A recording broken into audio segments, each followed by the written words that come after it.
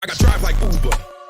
On the road like the runner bee. These coyotes can't catch up with me. Got these heads blowing like TNT. I got drive like Uber. Yeah, all these lions in this pride with me. Hunting on the daily cause the dream ain't free. Gotta get it now. Time to wait for me. I got drive like Uber.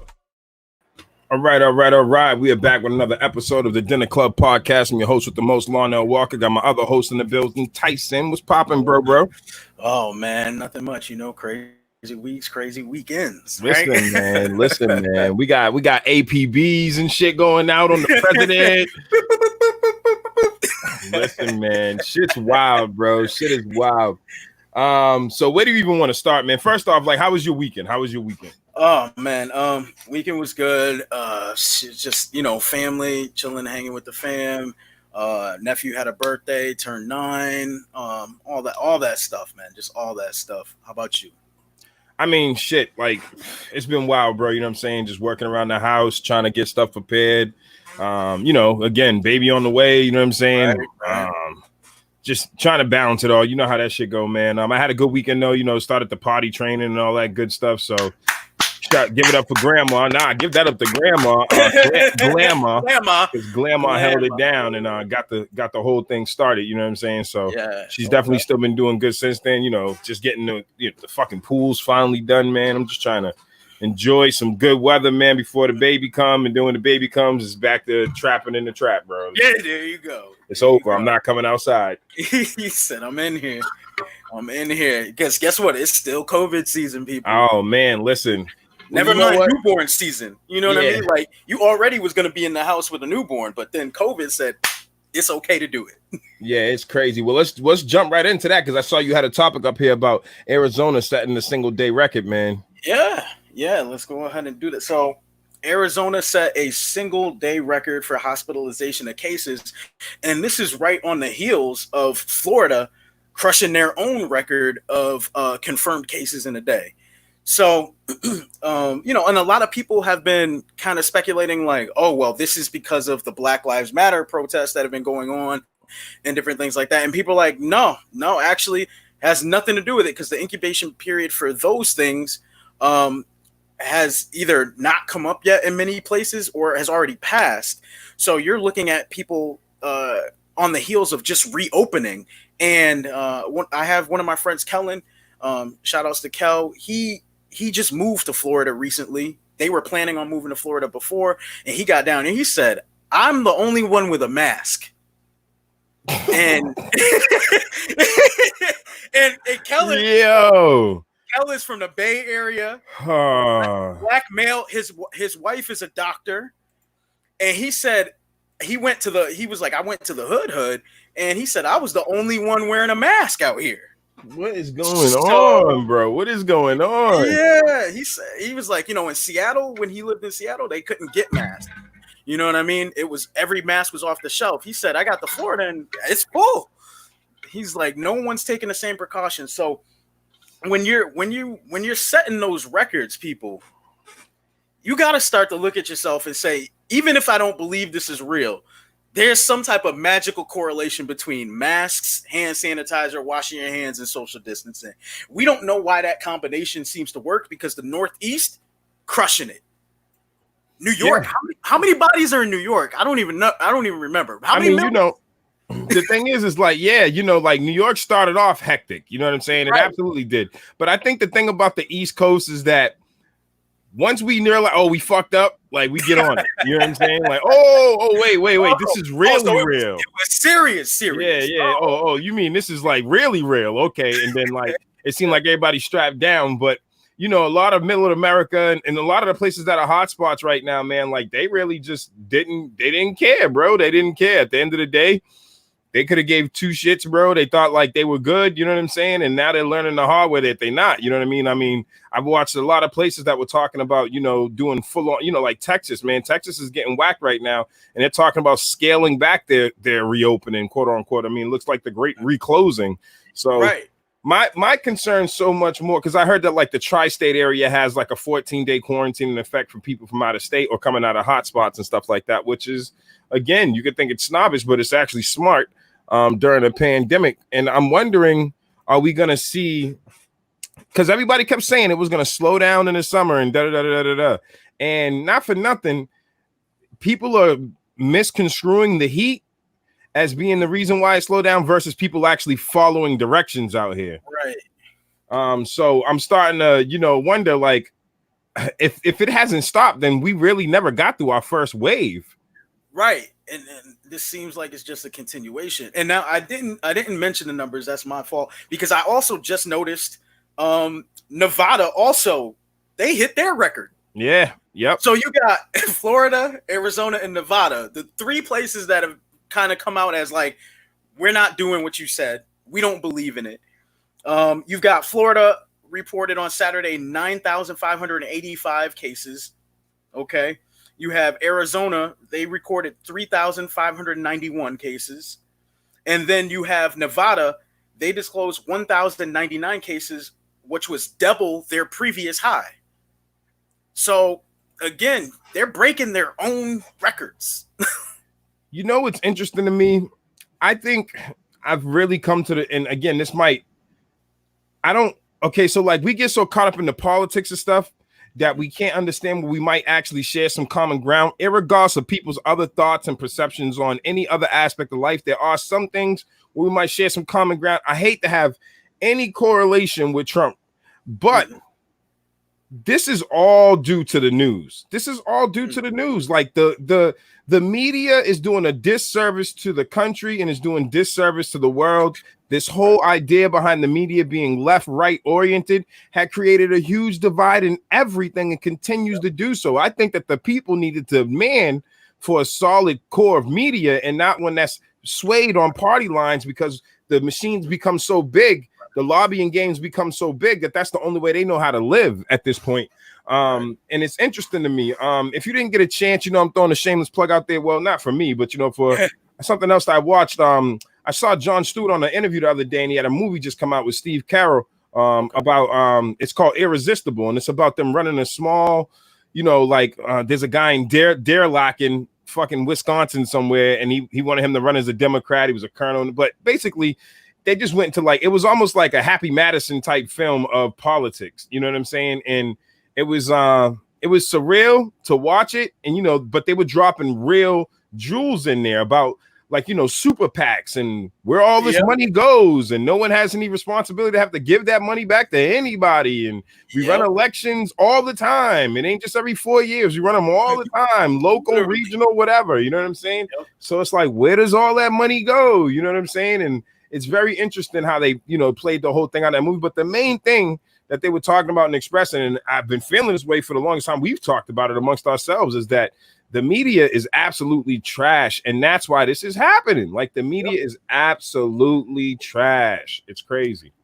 And I thought it was pretty interesting. I know I didn't pull this up, but like Mark Zuckerberg, which is funny, right? I'm just gonna throw this out there because recently it came out that he was going to be donating to Trump's campaign, but he came out and put a post up on his own page. It should still be there, where he talks about one of the things that Facebook is changing is its media process. So who and what will be considered trusted sources or even trusted articles, right? Where this is an opinion, we're not going to put that as fact. We're not going to, we'll fact check it, but we're not going to put it as fact, all these different things. If you've noticed, Facebook has gotten better on putting like the fact checker thing under articles. And then they try to tell you exactly what about the article isn't fact. Even if it's something as small as like saying, well, someone showed their badge, they'll say these things are fact. The only thing that's not true is this person didn't actually show their badge, or did actually show their badge. They'll let you know. And so he said that they're trying to crack down and be better with that on Facebook side, because they realize that the media that is being pumped through their social network is having irresponsible effects, where it's dividing people further and further apart. I believe on the legal side, they're even saying that the misinformation that's being spread on Facebook, that people could potentially lead that back to say, well, I got COVID because Facebook said it was okay for me to go out. Because you guys had this article, I thought it was real, I thought it was good, and it came from the dodobird.news.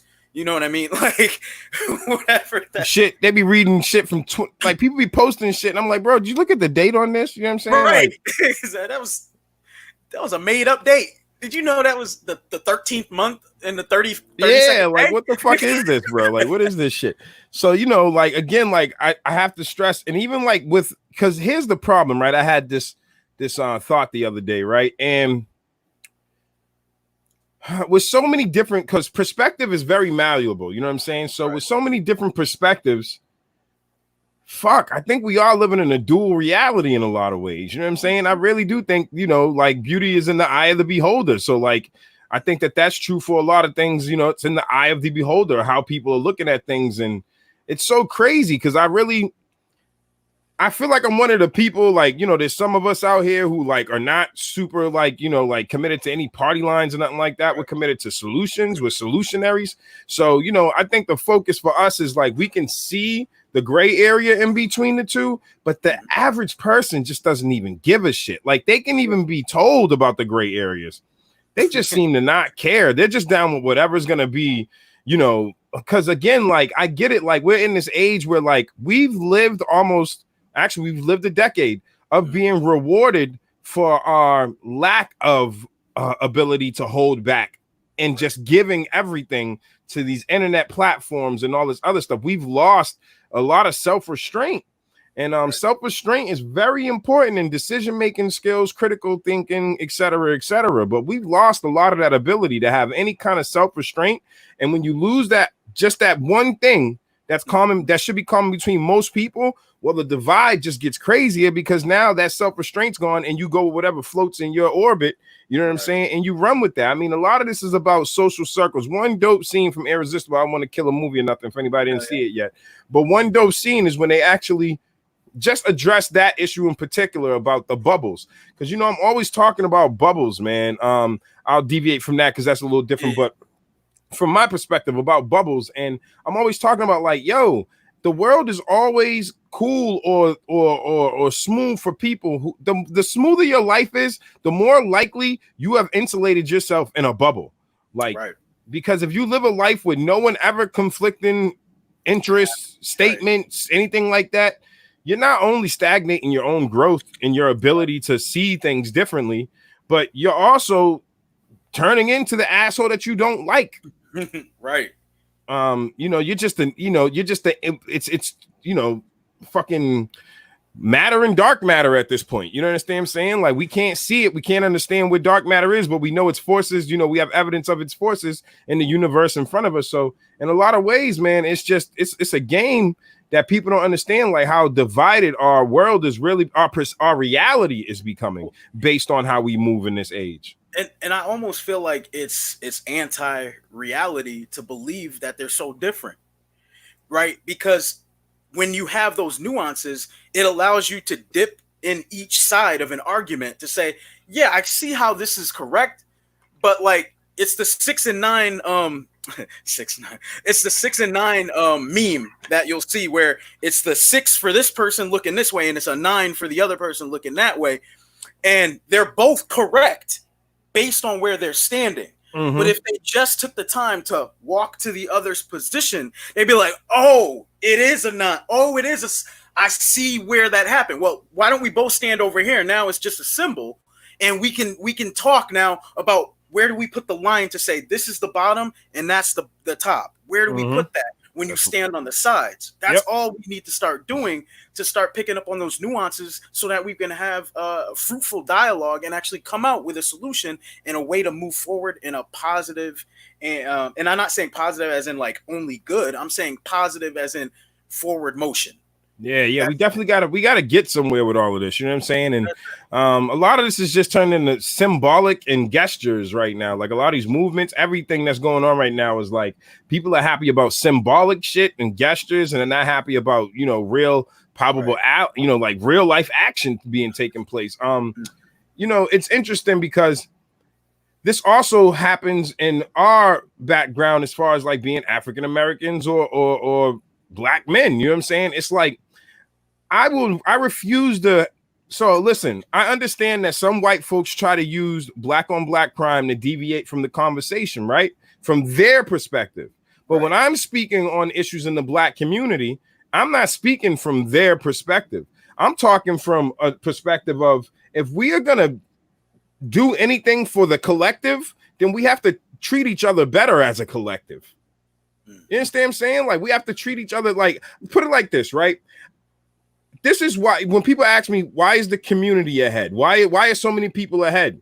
They ain't fucking trying to pacify the fact that they're out here wiping each other out. We can't ignore that Chicago is Chicago right now. We can't ignore that. We can't accept that that's just a consequence of whatever, but then be mad at things that people actually, the news is telling us to be mad at. The news. Because if the news didn't report it, we wouldn't really, right. You see what I'm saying? But the shit that's happening in our communities is happening every day right in front of us. It's right in front of us. It's closer to us, more relative to us than anything we can watch on the news. And it's counterproductive to me to not have an ability with my people, because they're trying to, again, the media has pushed us in a way where we're supposed to be a monolith. The idea of, the first time I ever heard the idea of black people must be Democrats came through liberal media. It came through liberal media. Now but they didn't even give, listen, let me tell you how you know it's deceptive.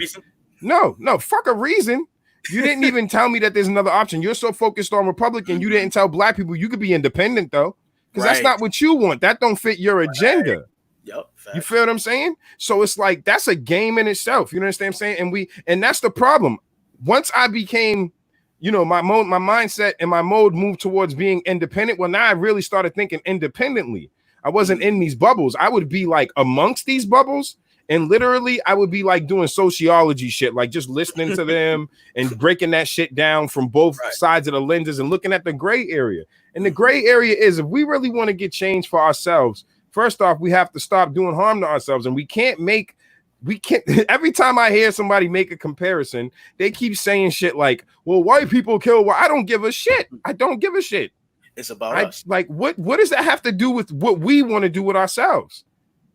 Right. The two don't match up to me. It don't jive up. And the only time, and what's funny is that they don't realize that there's people that'll tell you that so you can make that stupid ass comparison. So you continue to wipe yourself out. Right. And I mean, when we look at it to a degree, I look at the desensitizing factor. There we go. Where we've been played this record so many times that we start to become desensitized to it. We were like, oh yeah, black on black. We just accept it as that's how it's supposed to be. And I mean, I'll give this credit to you, where you say, when did we start accepting the culture to always be the negative stuff? Like, we go, oh, that's part of the culture. When did that become cool? Like, when was that okay? Like, what the fuck is that? And I think the first time I heard you say it was back when Cardi B talked about robbing the dude in a hotel. He was like, when did that become okay and acceptable as part of the culture? like that you're gonna be a stripper into a prostitute, and that your role in the culture is to rob Johns. Like, why did that become a part of the culture? And the same applies to the kid ready to do a drive-by and shoot up the park. The same applies to any, like, listen, the thing that you take pride in your culture shouldn't be its most negative aspects. Right. Absolutely. It should be its greatest accomplishments, its greatest achievements. So I don't really I don't care what people be wanting to say to me, because again, I lived through it. I've made those mistakes. A lot of people who be talking to me don't understand that this is a person who dragged themselves through that darkness, found myself comfortable with it, so comfortable with it that I actually never even seen the light, bro. I just got comfortable enough with the darkness to understand how to change that. Bane. Like, I'm still dark. Like, people like, oh, you came to the light. No, bro, I'm still in my bag. I'm still in a different world. You understand what I'm saying? I have not touched the light. I know people of the light, but I have not personally touched it. I'm more concerned with understanding and appreciating the beauty of the darkness and not thinking that darkness is a negative thing anymore. Mm-hmm. It's not negative. There's no beauty in space without the blackness of the void. Like, this, you know what I'm saying? Dark matter, you can't see, but it's the most powerful, most influential thing on the universe. Right. So instead of, but it's always that fear of the unknown. We walk around with this fear of the unknown, and that makes people skittish. And then what we do is we take that fear of the unknown, and then we compact that with the negative things that are in our lives. When you don't know, you asshole, you just said you don't know. So why did you pick something negative? Why do we pick something negative to be something that we protect in our culture? That's not cool no more. Well, and the fact that you're talking about the dark versus light thing is something that my cousin Charles, I always called him my uncle because he was older than me, but he was, studied martial arts and all that stuff and would talk to us about the teachings. And when he showed the yin and yang, we all automatically thought that the dark was the bad. But when you actually go and study it, it's no, the dark is the good. The white part of the yin and yang is actually the bad part. And that little dot is showing you the good and the bad inside the good. That each thing has a little bit of the other in it, and you can't have either. And if you don't have one or the other, then it can't exist. If you don't have a supernova, trillions of them, you don't have us. That's it. You don't have us. I'm starting to understand the cycle a little bit more, but in doing that, I have a really hard time getting my own people to understand that the steps towards actual change is us starting with us. Right. You know what I'm saying? Like we could change. We could listen, man. There's no like having the expectation that someone you're talking about almost a millennia of genetic shit that's predisposed to a lot of people. So people could say whatever they want.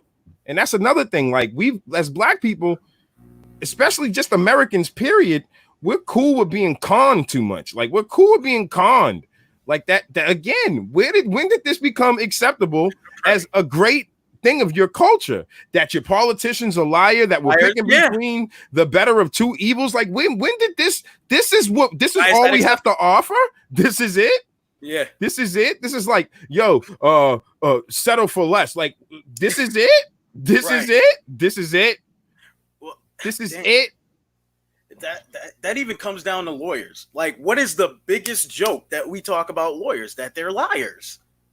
And that's okay. We actually encourage people to go and be lawyers. We're like, you would be a great lawyer. Like, and typically the quality behind that is because you tell believable lies.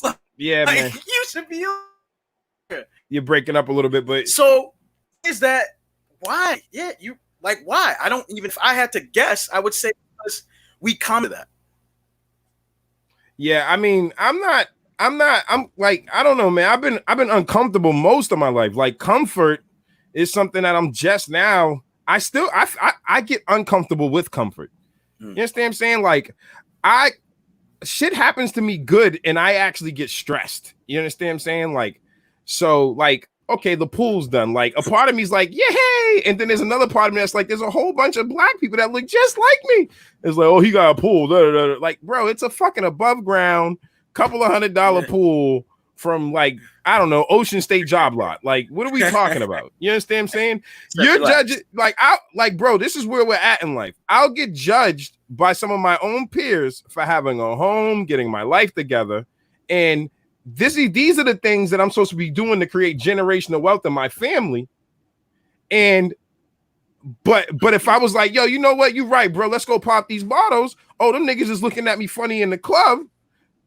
Go to the whip and spray shit up. I'm a hero. This shit, it gotta stop. There's a level of us, not all, but there's a level of us that reward all the negative shit. And we've been trained to be that way. Like the same way white people have to get over the guilt of understanding the atrocities that happen in this country, accept that, and then move forward for real by creating equity for everybody, is the same way a lot of people in our communities have to accept that we really are jacked into the matrix that they built for us to be in. We really are. We really are. And we have to jack out. We have to unplug from this idea that everything that they did from COINTELPRO to the music industry, to the movie industry, to everything that they gave us for symbolism for the last 30 to 40 years. We have to understand that all of that was built to keep us down. Like we have to.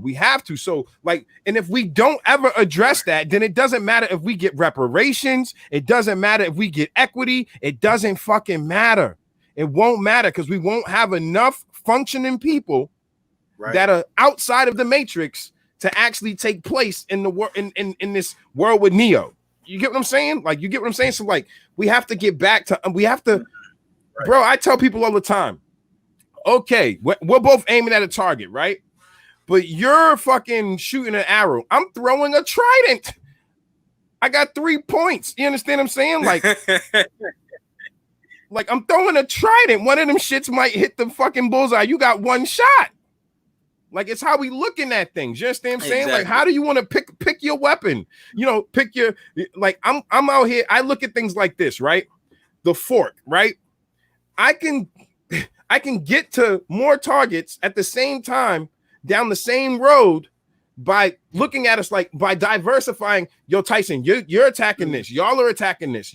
You're attacking police brutality. Right. You're attacking legislation. You're attacking this. But what happens is once again, we let the liberal media come in and fucking play games with our minds, and we let the conservative media, both of which are owned by people who play fucking poker together. They don't give a shit.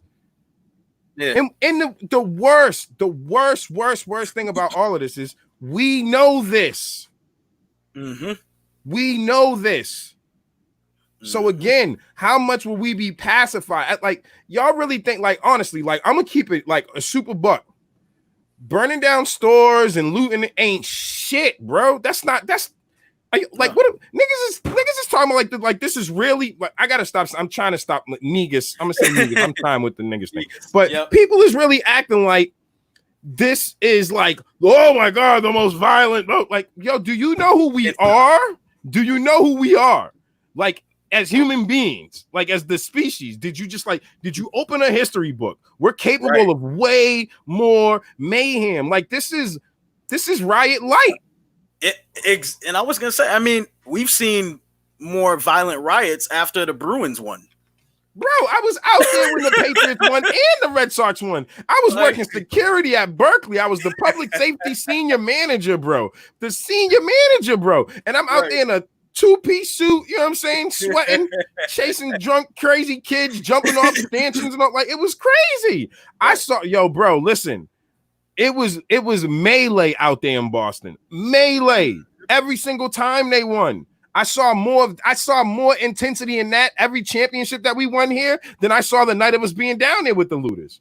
Exactly. So, like, what is, like, again, like, what it, like, the media is making people crazy, bro. Like, this is not, like, honestly, like, it sucks, but it really ain't that violent, bro. Like, it really ain't. It really ain't.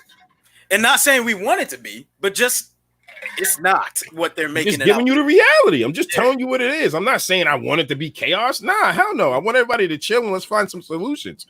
But that's the point, though. There was everything. Like, I keep seeing the term gaslighted. The whole fucking 2020s gaslighted, bro. The whole shit. Somebody just, like, kerosene this whole year, bro. Like, bro, it's only gonna be July. You understand what I'm telling you? It's only gonna be July. We just hit the, like, midway. We just got a little over the midway point. This is the fastest slow year ever. What? Yo, bro, and what's crazy is I felt that way about 2016. I thought 2016 was the fastest, slowest year ever. Then what's crazy is I remember 2016 like it was yesterday. Mm-hmm. 2017, 18, and 19 has kind of been a blur. Yep. Because it's all been jammed into one thing, and then 2020 is like, hello. Right. It's like, I've arrived. Hey, anybody call for me? Yo, I don't think people understand, like, it could be far worse, and everything that we're dealing with right now is manageable. And I'm not knocking people for being softer, because honestly, I'm kind of glad that they are, because then maybe you'll react faster than us having to get to total chaos. Like, you know, if looting targets is driving you crazy, then cool. Like, maybe we are getting somewhere in society where we're getting a little bit more sensitive to things. But I could just tell you from a historical standpoint, this is nothing, bro. Yeah. Like, bro, if you was alive during, like, I don't know, the Boston Tea Party, come on, bro. Come on, bro. You ain't out here running around no muskets. Just stop it. Stop it. Sitting there stuffing a musket. I gotta stop it, man. They was getting shot with round bullets, son. Round. It's straight getting blown out. No like aerodynamics. BBs on steroids, bro. Yeah, like, what are we talking? Did you take a cannonball to the face There was no through and through that you could sew up back then. Bro, stop it. We was barbaric, bro. By all comparison, we was barbaric, bro. Like, are you kidding me, bro? Target. Come on, bro. Yo, the other thing, they had no rifling, so when they shot, it just hit whatever. It was whatever's in the way, bro. That included your bros. Like, it didn't even matter back then. They didn't have no term for friendly fire. You just took that, bro. Like, yo, you didn't make it. You know what I mean? Like, I told him the cannon was about to go off. Damn. Like, Joe, you should have moved. He said, "Oh, don't give me stuff." I'm telling you, it's crazy, man. Like, this is not like, again, and I'm not advocating for anything to be any worse than it is, but realistically, like, this is not violence, bro. Like, people got to chill out and understand that we're actually moving in the right direction. But the problem, we were, and we are.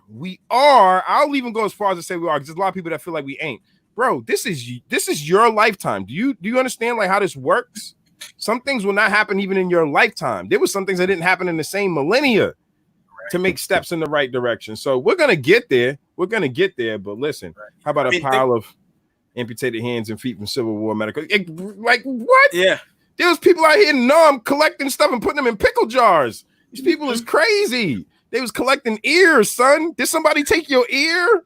Right. Did you get Mike Tyson that target? Yeah, exactly. Nah. So, you know what I'm saying? Like, the media is overdoing it. It's overkill. Like, it's super, super duper overkill. You know what I'm saying? And it's dividing all of us even more. So it's just getting ridiculous. And even though we're going to be reporting on a lot of this crazy stuff today, the point is like, we report on it, but we're also bringing levity to a lot of these situations. So, like, let's talk about it, man. Let's get into the topic of the day here. Like, your boy Trump's out here wanted, son. Yeah. Dead or alive. He's wanted, son. He's wanted. Oh man. So this one brought a chuckle to me when I heard it. I was like, oh, they flexing. Like, oh, they want it. So Iran issues arrest warrant for Trump over drone strike that killed Qasem Soleimani. I mean, we're not extraditing him, so as long as he doesn't step there, he's good. And now here's the thing: that is considered a war crime under UN, Geneva Convention, all that stuff. But again, like Dave Chappelle made the joke about when he was Black Bush, he said, "Sanction me then. Sanction me with your army." He said, "Oh, that's right, UN. You ain't got one." Yeah, this game is crooked, dog. This game is crooked. Like, look right here.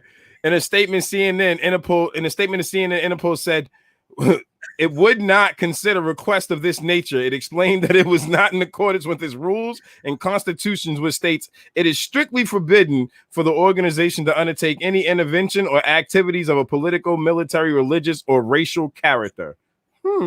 So nothing. They really can't do anything. So then here's where it gets tricky, right? Because I want y'all to understand what's going on here. So you read that. You see that. Y'all are here with us, right? So basically, the gist of this is a stunt, right? Mm-hmm. So then you go to the next part down and it says U.S. officials say it's a political stunt. And then they start, like, it's propaganda that we're used to. But then they started, as you go further down, they started like slamming, the administration is like, well, they called it accurately, though. It is a stunt. You understand what I'm saying? Like, at the end of the day, like, what else would you call it? They're even talking about like, oh, at the soon as his term ends or whenever it ends, that they would come and get him or whatever. I'm like, you guys are bugged out. Like, this is what I'm talking about. And like, you got to understand that people that come from places with thicker skin are actually using our weak media against us, man.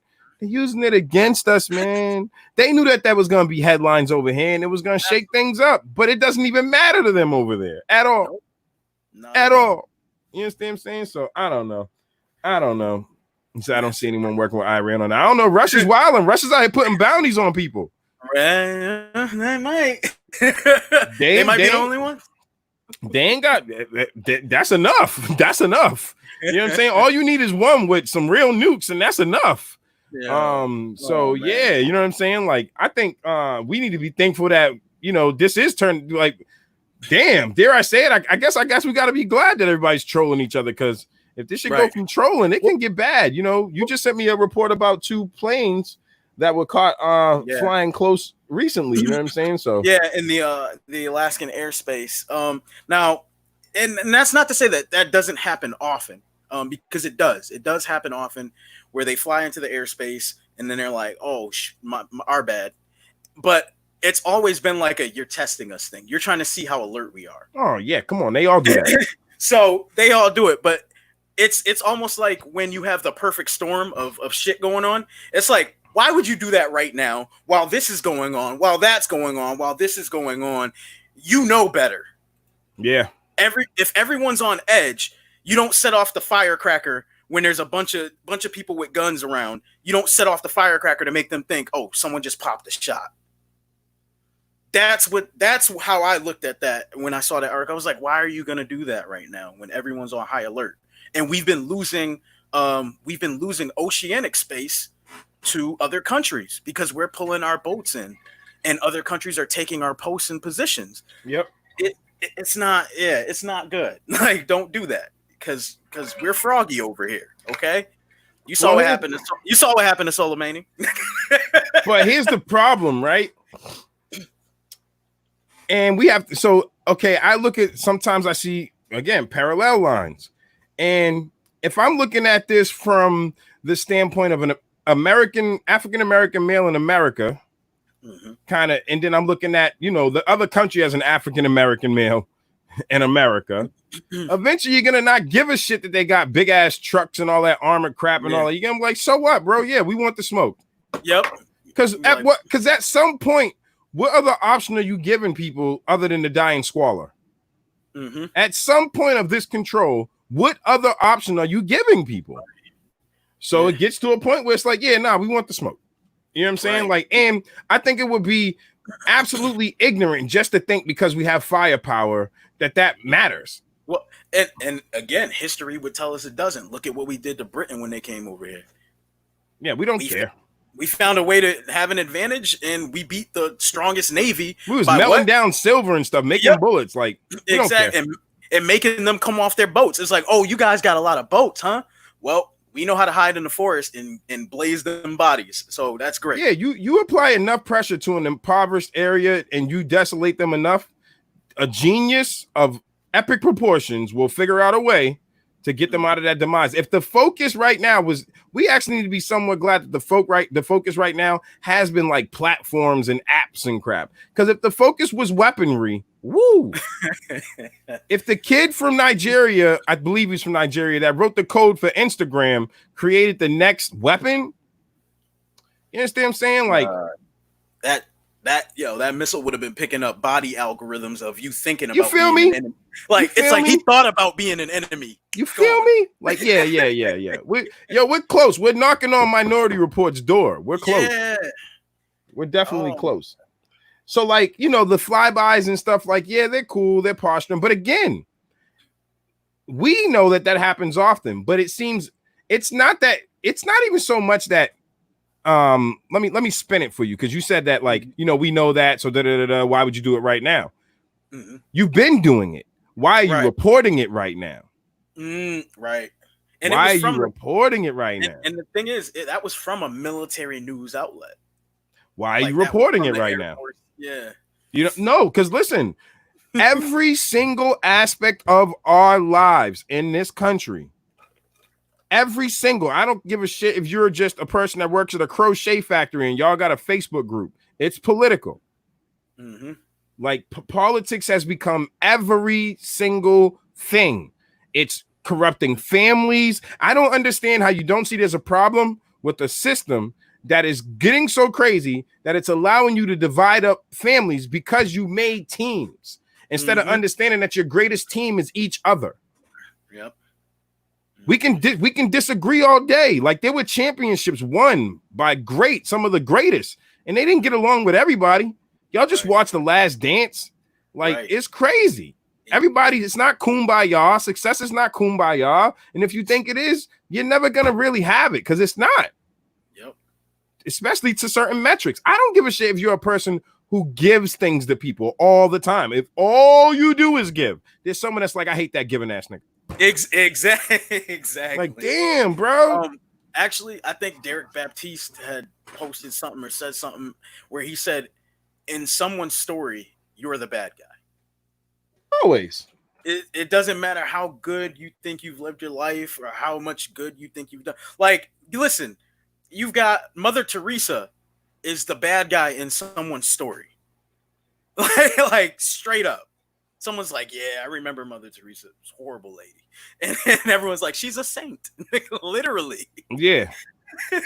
I mean, again, like, if you expect any person that's taking charge of anything to be perfect, you're naive. Mm-hmm. If you expect any person, everybody doesn't even like everything about themselves. So what will make you think that you're going to be 100% simpatico with anyone anywhere? It's naive. It's literally the definition of it. Like, literally, like, people have to stop being naive. Like, life is a base 5, 6, maybe 7, you know what I'm saying? And that's a good thing, because then you can appreciate the 8, 9, 10s, and you can definitely respect the 1s and 2s. But life is based average. It's base average. Yo, when I hear people like, yo, I'm so bored today, bro, read a book. Right. Or be happy you're bored, because there's someone bored. There's someone they're so hungry they don't got time to be bored. Mm-hmm. You understand what I'm saying? There's someone so strung out they don't got time. Like, we don't spend enough time outside of our bubbles, bro. Like, our bubbles, we have too many bubbles. Like, it was one thing when our bubbles was just a in-person space, but because it became a virtual space, everybody's living room is on steroids. Right.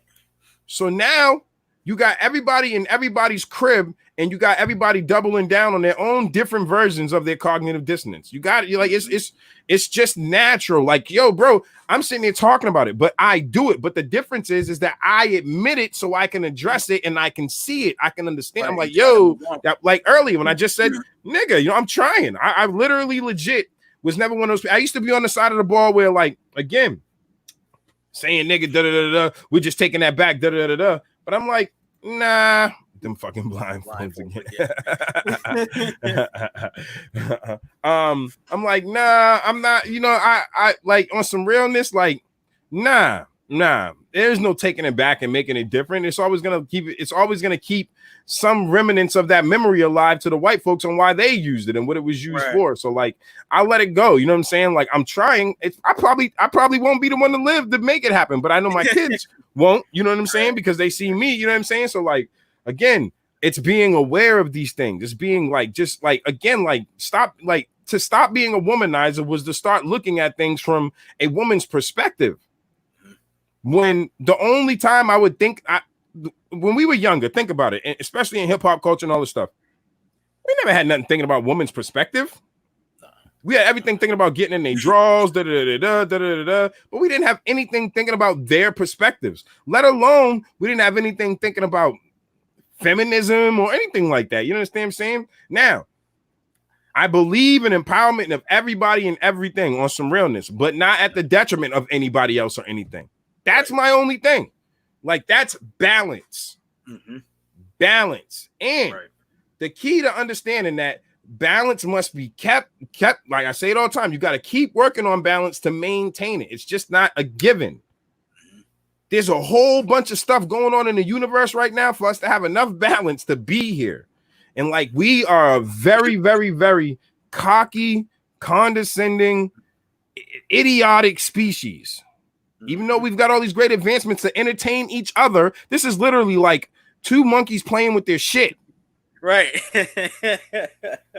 Like, and then someone brought in a stick, and it really got wild. Like, it got wild. It got wild. Like, we think we're geniuses based on how we entertain each other. Right. This is why I watched this show. You two are definitely outside my usual bubble. Thank you for your presence in my living room. No, we appreciate you. Like, and this is why we do this, because we want more bubbles that wouldn't necessarily be in each other's realms, to understand that we need to create more spaces like this, so we can have these conversations. Because here's the crazy part. the more I started like just traveling through different bubbles, the easier it becomes for me to understand everybody's ills and see the correlations between them. I see a direct correlation. The same system that created racist minds created hood mentality. It's the same system created sexism, but also created feminism, but also is corrupting all of these things too. There is the powers that be is working extremely hard to corrupt the feminist movement. Well, and the thing is, because I feel like they see to a certain degree, they're like, oh no, we can't let them get that close. We needed them to be separate enough to dismantle like whatever was happening, but we can't let them get close enough to build up something that can overthrow what we have in place. So we need to create separation at the right moment in time. There needs to be a dismantling of this and people splitting ways in this particular group. Did you even know, to my women of color out there that claim to be feminists, totally cool. But did you even know that women of color felt such a bigger distinction from white women, even though they're both women? Because again, I'm a man, a white guy's a man, but there's a big difference in our relative experiences, right? So did you even understand that there was a movement created by Black women called womanism?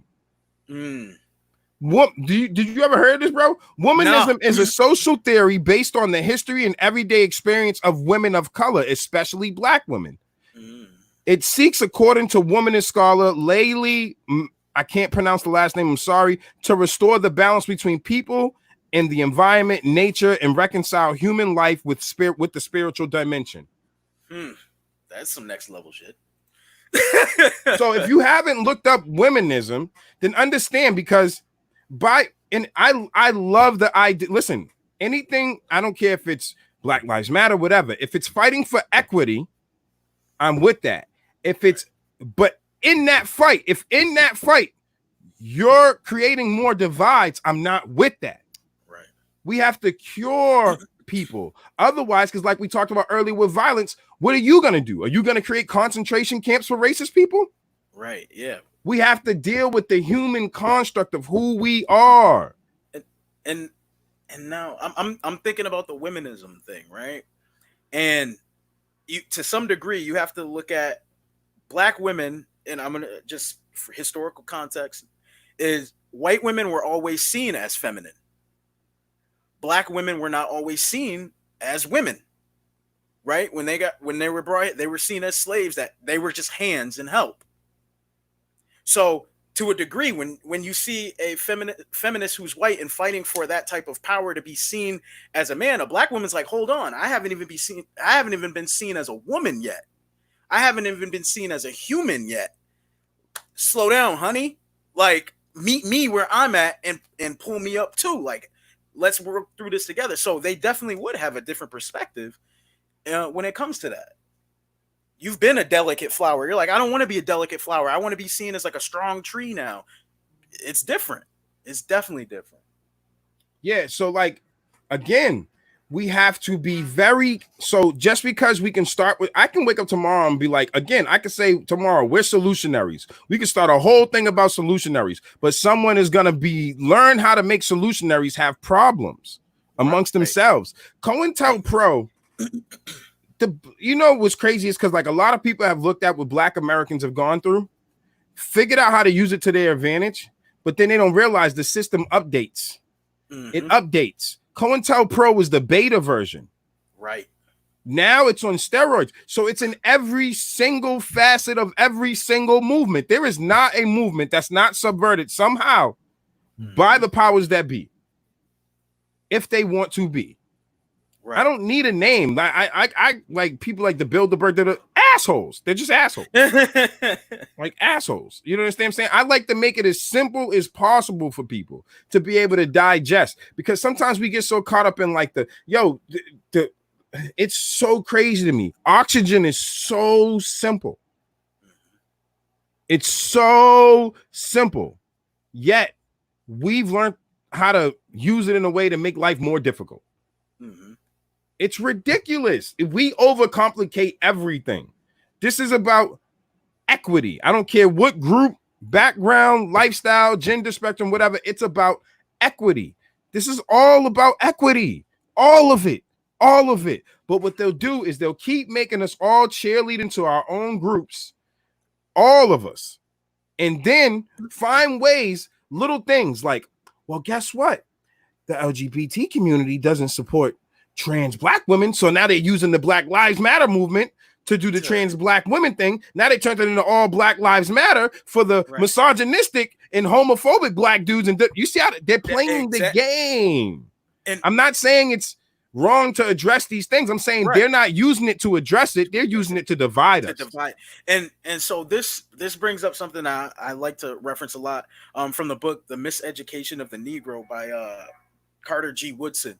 And he says, when you control what a man knows, you don't have to worry about what he thinks. I'm paraphrasing, but that's essentially what you're talking about. Is they've been able to program our thoughts to the point where we're like, okay, let's make transgenderism an issue. Let's make black women an issue. And then they go, we'll deploy that down the line when we need to. They've already set the groundwork to be like, once that tree grows, that's when we're going to say, we need to pick that fruit. It's time. So you have to understand how well oiled, and like you said, COINTELPRO was the beta version. How well oiled it's become. Yeah, let me pull up a section here because this was a very interesting section. And this is what I try to remind my sisters of. And I need my feminist sisters out here and all my white ally sisters to understand this when you're dealing with black women. All experiences as far as being a woman are not racially created equal as well. Mm-hmm. Okay, so I understand that. Like we've all come to a consensus that asshole white males are like the epitome of like what the world is going through. Right? Okay, cool. So now that we've identified that, we have to understand that there's a large proportion in America, I'm talking about now, because there are some black countries that we got to work on some stuff for sure, progressively. But in America, there's a large swath of us that just experienced different things and was exposed to different things to create these mannerisms into us. Remember, we're people who were stripped of our beliefs, our language, everything. And everything you get from us now was given to us through the system that was left for us and the lack of opportunities that were left to us since slavery. Right. So, like, if you can't do that simple math, when I hear people trying to be so smart with each other that they overcomplicate it. Like, why do all lives matter? Da-da-da? Bro, because they never had black lives have never mattered in this country. One, and fuck a rapist, you can die. So all lives don't matter. Right, exactly. All lives do not matter because there's some people that are demons. Mm-hmm. Demons. But the particular ones that are going through things that haven't done nothing to nobody matter. Right. So no, that statement in itself is naive. It's naive. But again, you have to do it in a way that doesn't make people feel like you're being an asshole all the time, even though we want to be, but we have to understand where we're so caught on where we were. We're not understanding where we are and what is right in front of us. If we fuck up this shift into this next paradigm, it could be end game for us. So we have to be very smart and tactical about how we convert these minds. If I don't have a violent racist in front of me that doesn't want to have a conversation, I can talk to them. Mm-hmm. If I have a violent racist in front of me, sexist in front of me, homophobic in front of me, I'm fucking them up. We can fight if that's the energy that you bring. But if all you brought to the table was ignorance, then I need to bring education and patience. Mm-hmm. That's how you gotta like differentiate. Listen, man. I promise y'all, I've been through so much shit. I don't know how I've come to this deductive reasoning of being able to be like this, but whatever. So in discussing the womanist theory, one must acknowledge the racism that was perceived by black women in the feminist movement. Early feminist activism around suffrage, first wave feminism in the United States, held no place for women of color, as women of color were not seen as feminine. In the same ways as white women, and therefore lack certain qualities that would ensure their inclusion. There we go. So understand, my women of color and my white sisters, I hear everybody talking about this new age feminism, women standing together. That wasn't always the case.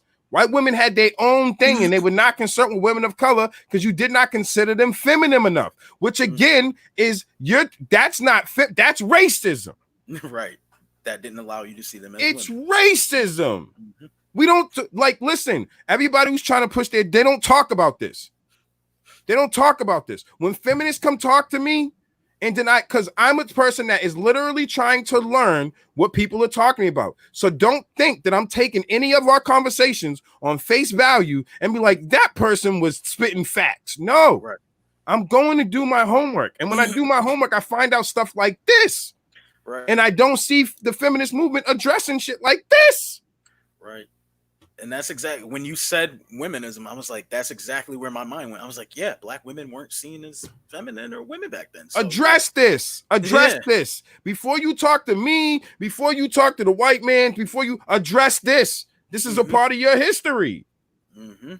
This is how we move forward, because otherwise you're deceiving a lot of black women to shit on their black men when we need unity. And I'm not just talking from a hetero standpoint. I'm saying men, period. There's plenty of lesbian black women that have black brothers in their family, but they shit on them because they got this feminist idea from I'm being very blunt here, a white system and a white culture that is not necessarily perceived the same or was ever treated the same as we were. Our women weren't good enough to be with your women. Right. Understand, like I just said a lot of smart shit, so I like to break it down. Our women weren't good enough weren't feminine enough. How dare you? Feminine enough to sit with your women. But now I see a lot of white females leading the voices for our women of color. Slow down, sisters. And do some homework. We have a bad habit of believing whatever's on face value, just like we believe that we should celebrate the negative shit in our culture.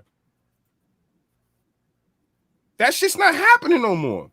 I'm not knocking nothing. Again, if you are atone and address all the shit that has happened in the past. Atone for the fact that the feminist movement, when it started in its inception, did not give a shit about black women.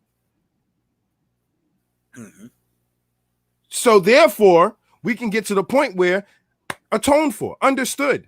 Give young black women, young melanated women, the opportunity to see the truth before you fill them with things that are just comfortable truths, not raw truths.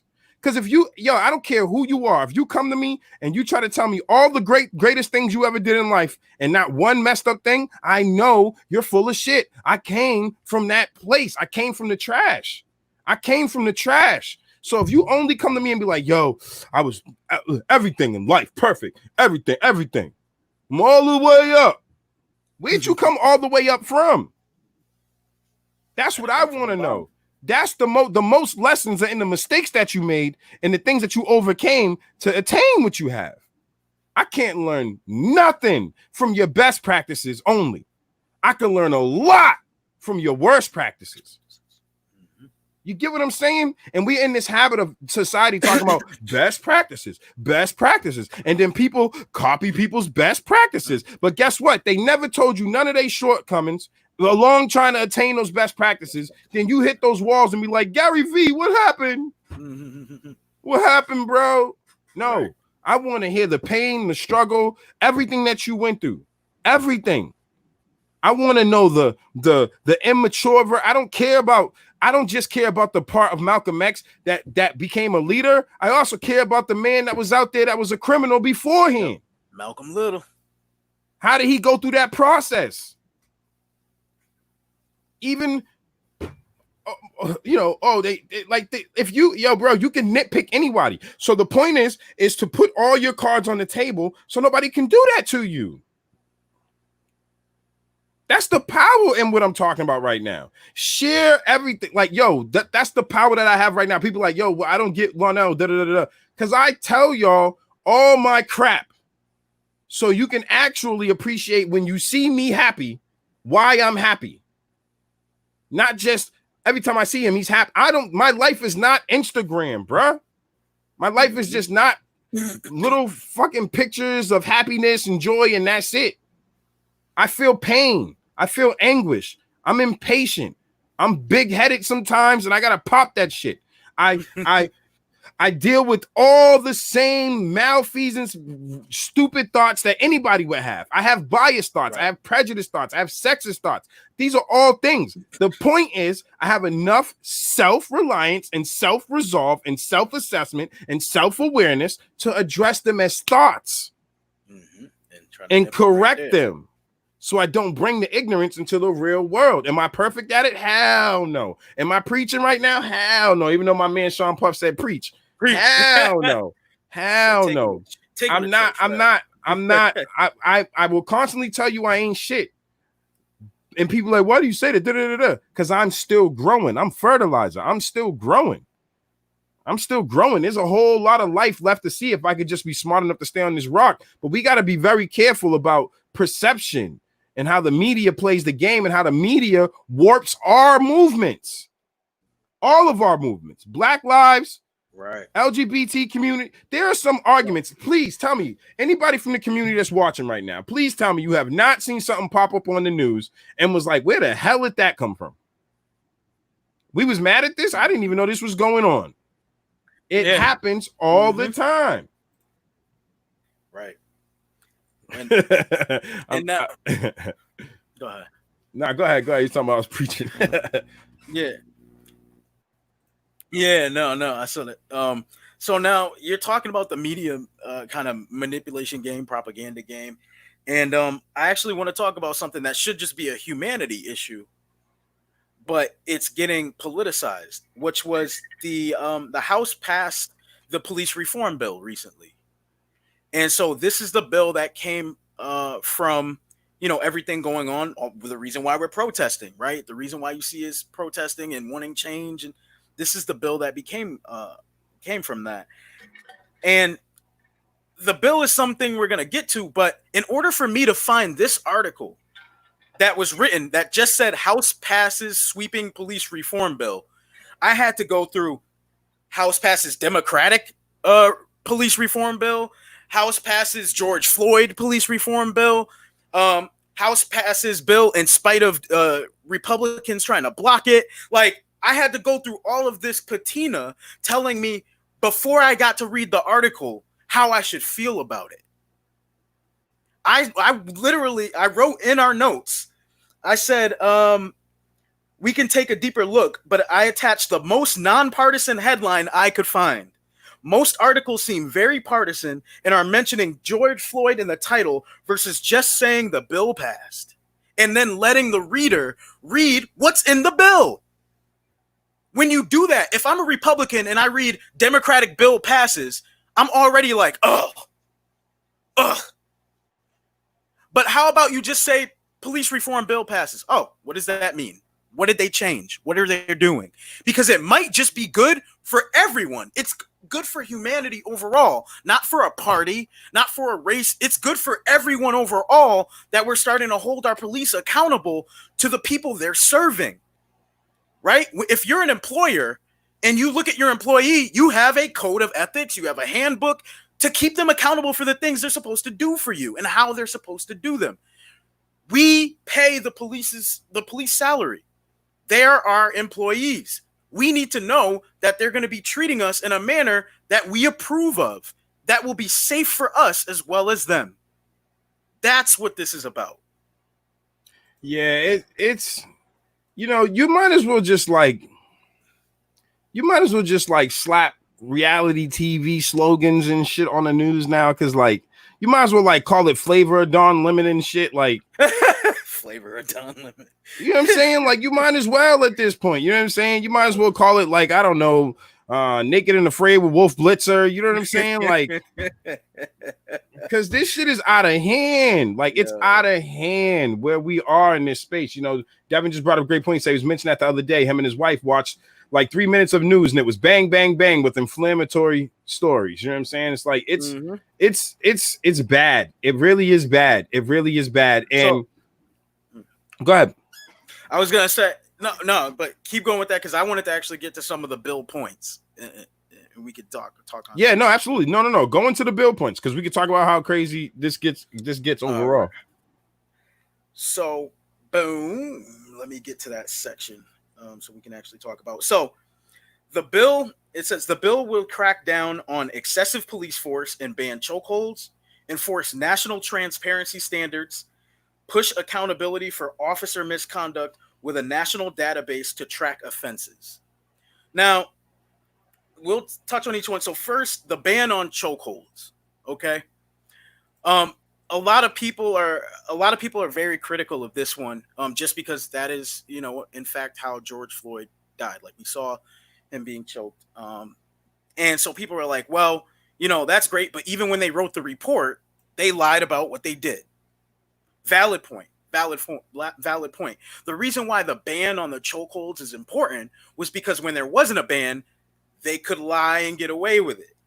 Now that they lie and they get caught, that is something else they'll get held accountable for. That's why that's in there. It's not because they can't lie. Like you don't take away their ability to lie, but now you add the ability to punish them. And we're trying to get those steps to get rid of qualified immunity. And instead of a lot of states aren't getting rid of it. I think what wasn't it 17 states or something tore down statues, but only one state got rid of qualified immunity. So there's a lot of this placation stuff on the surface to make it look like we're with you, but only one state was like, yeah, qualified immunity, done. You guys got it. So when they're doing this, it's almost an effort to say we didn't take away qualified immunity, but we're banning certain things so you can hold them accountable for it. I don't know how I feel about it, but that's just what it is. Okay? That's the step that's being taken there. What are your thoughts on that? So like again, like if honestly, like you can ban whatever you want. Mm-hmm. You can change whatever law you want. What happened to George Floyd was illegal already. Exactly. The man was murdered. Mm-hmm. Eric Garner was murdered. Murdered all day. Philando Castillo was murdered. Sandra Bland was murdered. Breonna Taylor was murdered. Tony McDade was murdered. Tatiana. You can change whatever law you want. If you don't change the way you literally, like we have to control, alt, delete, or this shit is going to crash. Mm-hmm. But when we control, alt, delete, it cannot be one way or the highway. It has to be the best way that's conducive to everybody, or the greater good at least. Right. At the least, the greater good. But I believe that we can create a situation that is modestly good for everyone. Mm-hmm. But we have to understand that, again, comfort is not something that is guaranteed in life. Right. And in any system where we have leadership, I don't care if it's horizontal, vertical, a circle, round table, there will be friction and there will be disagreements. It's not the disagreement, it's in how we disagree and how we come to the solutions that are the problem. And now we've gotten to a point where I don't know what all I know is that all of that shit you just read doesn't matter. If we still have police they're gonna do it anyway. Since they've been talking about this, we've been seeing more videos popping up of them putting their knees on people's necks. Now they're like, oh, that's something we could do. Now, we've been watching ourselves get shot, running away, shot, trying to show people our license, shot, trying to show people our cell phone for how long? And I'm going to keep it even more gully. I've looked into some of the stats and some of the work. Per capita, yes, black people are going through it worse. Percentage-wise, though, cops in general are wilding. Yeah. Oh, yeah. They're not like black, gay, white, Latino. Like cops are wilding.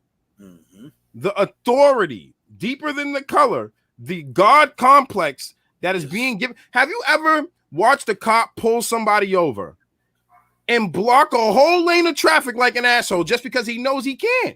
Right. Like, bro, you in that car could have neatly pulled off to the side, handled your business. You're going to block everything. Everybody. Yep. Everybody and everything. You ever watch the cop they abuse simple things. And those simple things snowball into major things. Like cops should follow the same traffic laws as everybody else. And they also should be thinking about the convenience of traffic flow when they pull people over.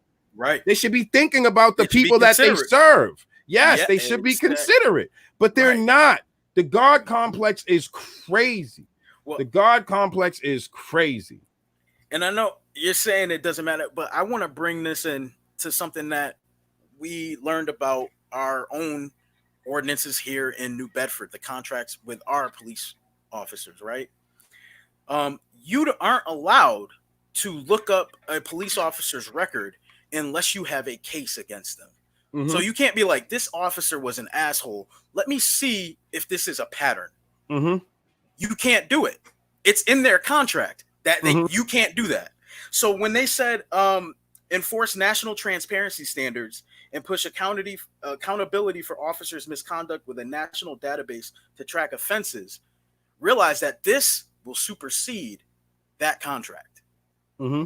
This is a step in breaking down that, if you work for me, I can look at your record whenever I feel like it, bro. Whenever I feel like it. But here's the kicker. Once again, if I'm in a position of, if I'm the oppressor, I don't give a shit. Right. I don't give a shit. That cop is as expendable as it's a citizen you have them controlling to them. And that's why the always hire. It doesn't matter, bro. It doesn't matter. I promise you. Like I'm not being cynical in any kind of way whatsoever. What I'm saying is you can change as much of the system as you can possibly want. As long as the people in charge of these systems, as long as the parties still set up the way they way, as long as we still got old ass Senate people who can't send emails and all this other shit in charge with archaic ways of thinking, nothing essentially will change. You fire a cop, you hire a cop. You fire a cop, you hire a cop. You get what I'm saying? If you're not changing, if you're not control alt deleting and enter an entire new code for the way we train, de-escalate everything. If you're not looking to create a pathway to police from the to police jobs as a form of reformation in these high schools, the same way you go in and recruit kids to do the service in the you learn more values in the Army than the cop has walking in the Air Force than the cop has learned walking the streets. Absolutely. So if you go in and recruit these kids and you train them the proper way and you're giving them police ROTC early in school and you're training them the proper way, the new way, that's the only way I see it. Otherwise, I just see the youth cut off. By the time they become grown, they're already cynical dealing with their bills. And there's a lot of people who are afraid to stand up. I be hearing all these people talking about they stand up to all this other stuff. As soon as lockdown ended, their black asses, they white asses, they allied asses was right back to work because their job called and said, we're back. We back. You get what I'm saying? So how you expect somebody else to get rid of their meal and you won't go serving meals to get your meal? Right. The hypocrisy of human beings is horrible. It's horrible. You're saying my bills are more important than theirs. That's it's horrible. We have to control, alt, delete, and we have to and that includes there has to be a cutoff. Like, bro, if I have to explain to you how to make a post, if you have an intern on your team that has to explain to you how to work the internet, you are antiquated, archaic. You should be someone that's on the Jedis, right? You got the council. Thank you. Be on the council. Yep. You can counsel, but you don't control nothing, fam. Because you are outside the peer view of where we are right now in society. You don't even understand the shit that you're playing with. That's what's crazy to me. These people who are in charge, from Pelosi and Trump, are both trash to me. Schumer, they're all trash to me. You know why? Because they are playing this catty cavalier game and don't exactly truly understand the implications that it has on the youth. And they're so far removed from it and have been for decades. They're gone. They're gone.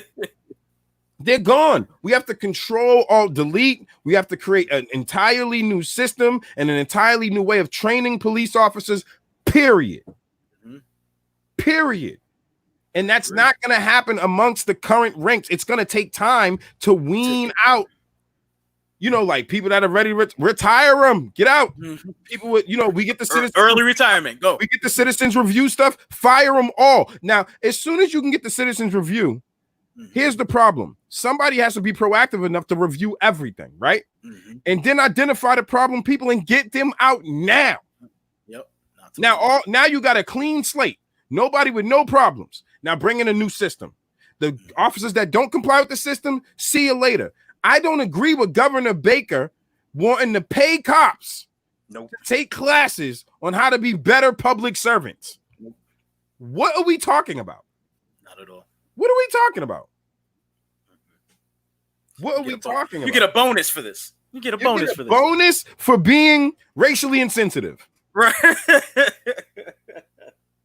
We identified you as a person who needs this class. It's ridiculous. If you take it, you get money. It's ridiculous. If anybody has any faith in a system that was built on the laurels of what it was built on, yeah. In this age of information, no, the age of information is when we first touched this, but then they corrupted it. Now it's the age of disinformation, people.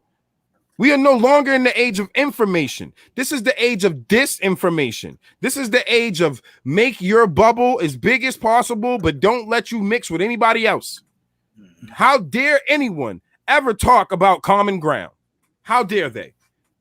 How dare anyone ever talk about reasonable, pragmatic solutions that can help everybody? How dare you want to sit with the enemy and work it out? How dare you?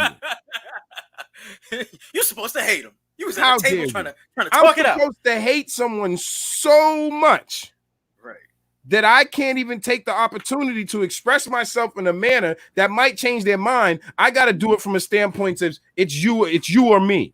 Right. To people that really, to be honest with you, have wanted to activate, then it's you. It ain't them. Right. If this really got ugly, let's be serious. This whole idea, I hear people saying there's more of us than them. That was cool in the musket days. That's not cool in the drone days. The hell are you talking about? That was cool when you was out here with the gunpowder. Right. Exactly. There's more of us than them, guys. Don't shoot me, see the whites of their eyes. Right, you know exactly. That day. You're talking about drones. Oh. You're talking about drones, bro. Yeah.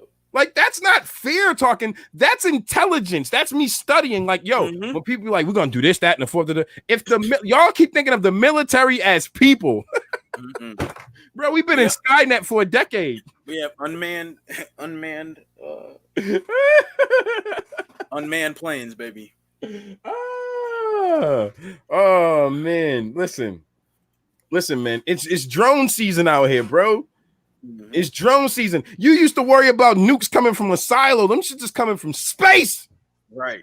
Let me ask everybody a question. Everybody, because everybody lost their sauce. I know it, because 90% of people I go to, I'm like, yo, you forgot we have another branch of the military, right? Right. Mad people are oblivious to what's going on with the Space Force. Yep. Space Force. They made a whole show on Netflix and people still don't believe it's real. But I'm like, thank you, Niche. All they got to do is shut off utilities. Yep. That's it. You saw people going crazy over toilet paper. What you think they're going to do with no hot water? Right. Oh, no. They're going to be tight. Yo, I've seen... I can smell my own ass. Yeah, I've seen the bottom, man. So I just see the world different, bro. Like, I gotta know who I'm. Yo, I've never gone like anybody who just really like. Yo, I appreciate the heart of a lot of young women that I see. Your heart tight. But even me looking at who you be yelling at, I'm like, that dude is like 8 feet tall. Like, he look like he just literally just came from playing. Like, I get it. Like, I get like, you ain't gonna do it. But let's just talk physics here. Unless you're a ninja of extreme proportions, then I don't know. You know what I'm saying? Unless you're a lumberjack or something I didn't know about, cool. Like, I hope that there's a reason why it's like, you know what I'm saying? Because that's just not smart. And I'm saying that even for myself, if I'm standing there. You know what I'm saying? Like, I'm gonna still do it, right? But at least I'm going into it knowing like, this is gonna suck. This is gonna suck. Well, no, one thing I give women, like, trust me, like, understand something. Women are the most fearless creatures on the planet Earth and probably in the universe. If a woman, I don't care what, I don't even give a shit if you identify as a woman. Once you've decided to be on that team, there is a level of fearlessness that comes with that. Is amazing. Like I be like, yo, you're crazy. I like it. Right. But damn, you understand what I'm saying? What? Like, and now I have a serious question for you, for people out there. Talking shit, people. I'm just talking shit. Now, how much of that fearlessness comes from the teachings that men aren't supposed to touch women? Like, because I've seen like all the viral videos where she's rah in his face, and then she literally gets touched, and then she's like, "You weren't supposed to hit me." Nah, what the heck? Nah. You talking? That's not the girl. That's not the women. I said women. That's not the. That's I said women. You know what I'm saying? Like, for my purposes of identification here, people, bear with me. I'm not talking about little bitches. You know what I'm saying? Little thotties. I'm not talking about that. I'm talking women. Women who have put the fear aside. Women who whether you're, I don't see, we're getting into this game right now. Whether or not you've bared children, women, like even in the species world, women are no joke. Like, I love lions. I love the look of male lions and all that, but women, they put the work in. Do you understand? The women. That's what I really love about the lions. Like, so people become like, oh, the lion's macho. Like, macho? That nigga got his mane big. He's out chilling in the sun. Them women is out there tearing the safari up. Right. Coming back with the hunt and everything. Yeah. And I like the idea of, like, those women are completely independent, right? Until something natural in order might get in the way. And then that's the time where the male lion would be like, oh, you know what I'm saying? Let me brush these, you know what I mean? Yeah. Let me brush my mane real quick. I'm come over here. Exactly. You know I mean? Who messing with you, girl?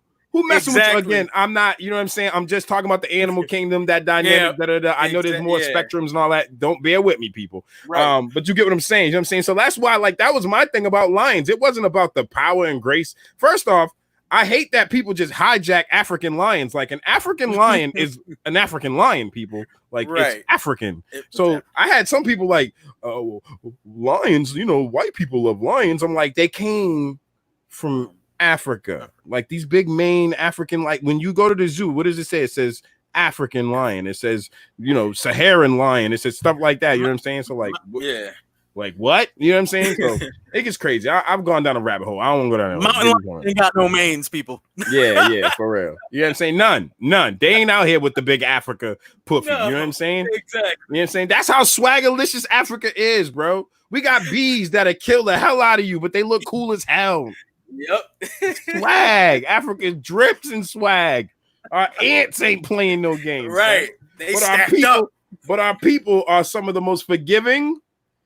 And we're just too forgiving in sometimes, you know what I'm saying? Yeah. But maybe not. Maybe this is why we are, like, to a lot of, like, when you do the science and the melanin and all this other stuff, maybe this is why we are going through this. Maybe the greatest lesson that we'll ever teach in the existence of history is that we have been trying to teach people the right way the whole time. Well, and here's the other thing. I feel like that crazy level of forgiveness is why we are able to be so resilient. Yeah. You know, like that I don't know. That seems like it to me. There's a correlation. When I see people that tend to be unforgiving, they tend to be more fragile. You know what I mean? When people are forgiving, they're malleable and they're like, you know what? I'll figure out a way to make it through this situation. I'll whatever. But I mean, yeah, I think that's a testament to us.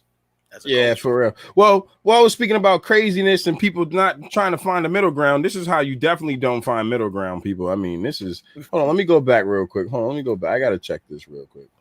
I got to check this because it's crazy. This one you sent me, I watched it earlier, was like, all right, well, yeah, civility, we're done. Like, this is what, everything we just said goes out the window if this shit happens, though. Like, I'm all for forgiveness and all this other shit, but if you do some shit like this, like, I'll be back. Oh, come on, man. Get out of here. This one was so funny. The way they were holding it was funny. White, I ain't paying no dollar for this. Anyway. Oh, boo. I'm going to find it. St. Louis couple points a gun. Oh, man. At a couple of peaceful protesters. Let me find it. I saw it on World Star. Yeah.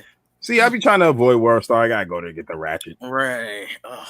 But yeah, you give them a little backstory while I find that real quick. So there was a peaceful protest that was going by this couple's house. They were actually going to the mayor of St. Louis, mayor of St. Louis's house. And so mayor lives in a nice big neighborhood and all that stuff. And so they have to pass by these like marbled mansions and things like that. And a couple came outside of their house, and one male had what was an assault rifle, and the female had a pistol. And they were pointing it at the crowd of protesters while they were marching through. So, yeah, we'll go ahead and run that.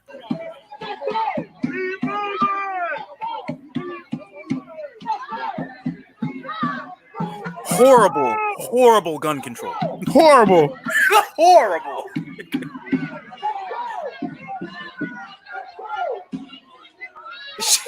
She got her hand on her head. She looked like she's saying pew, pew, pew. Yeah.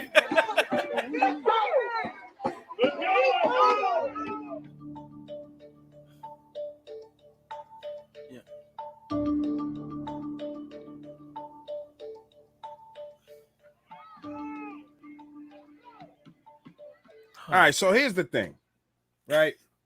Here's the thing. Let me read a little bit again, because they playing this game. So like this is a perfect example of what I'm talking about, right? It's all about how you want to play the game, right? Right. Because she can hold on, Jay, because she can seem ridiculous, right? If my black ass right now had a whole group of people break through a gate, there's a gate there for a reason. There's a gate on my private strip, and y'all out here causing mad ruckus. I'm a legal gun owner. You know what I'm saying? Like, I'm not gonna have bad. I might have it on me. I'm not gonna be waving it around because they didn't obviously watch too many movies. But you do have the right to protect yourself on your property at the same time. So that's a scenario where if your mind is locked into one way or another, you're not able to see the middle ground there. Where yes, these people are protesting for a great cause and they're doing the right thing. But at the same time, these people can also be scared because they've been watching the media who's made them feel like they need to go grab their guns. And I understand that. Oh, yeah. I'm so scared they're gonna shoot themselves. Yeah, for real. He would have been real. Yo, I'm telling you, like there was a part where he turned with I was like, he gonna shoot her. That's crazy. He's gonna be bad. You know what I'm saying? I think they're supposedly lawyers too. Oh Lord, listen, we already talked about the lawyers, man. Like, listen, man. Yeah. Crazy. Yeah, it is, man. It's nuts. Let's see. Yeah, but she was pointing it at them and her finger was on the trigger. That's escalation big time. Again, there is no rule. That's not a cop. Yeah. We got to talk about the real world. If somebody runs up on me and I'm in the legal right to protect my space and my family, my finger's on the trigger too. I'm not playing games. I don't want you running up in my joint. You know what I'm saying? Like, I'm not playing games. So sometimes you got to put yourself in people's shoes. These people might be like, I didn't do nothing to nobody. You know what I'm saying? I was on a yacht when this George thing, I didn't know what happened. Tell me what happened.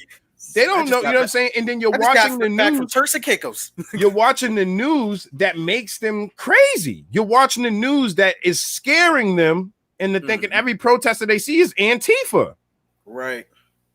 Yeah. So then when you see people, this is COVID season.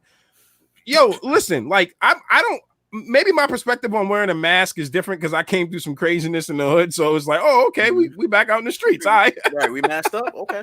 I see what you're doing. That's why I don't understand why the hood won't wear no mask. Like y'all all stick up boys.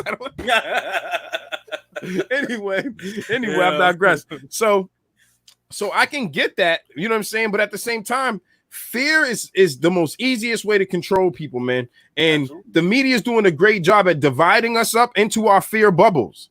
And then when we converge, it's in the real world, and we've been so overwhelmed with all and inundated with all this madness that was in our own bubble. We didn't have no idea of a middle ground that could have been really bad, really bad. You understand what I'm saying? But I also can see how people get that far gone. I mean, homie came outside with the Tony Montana gun.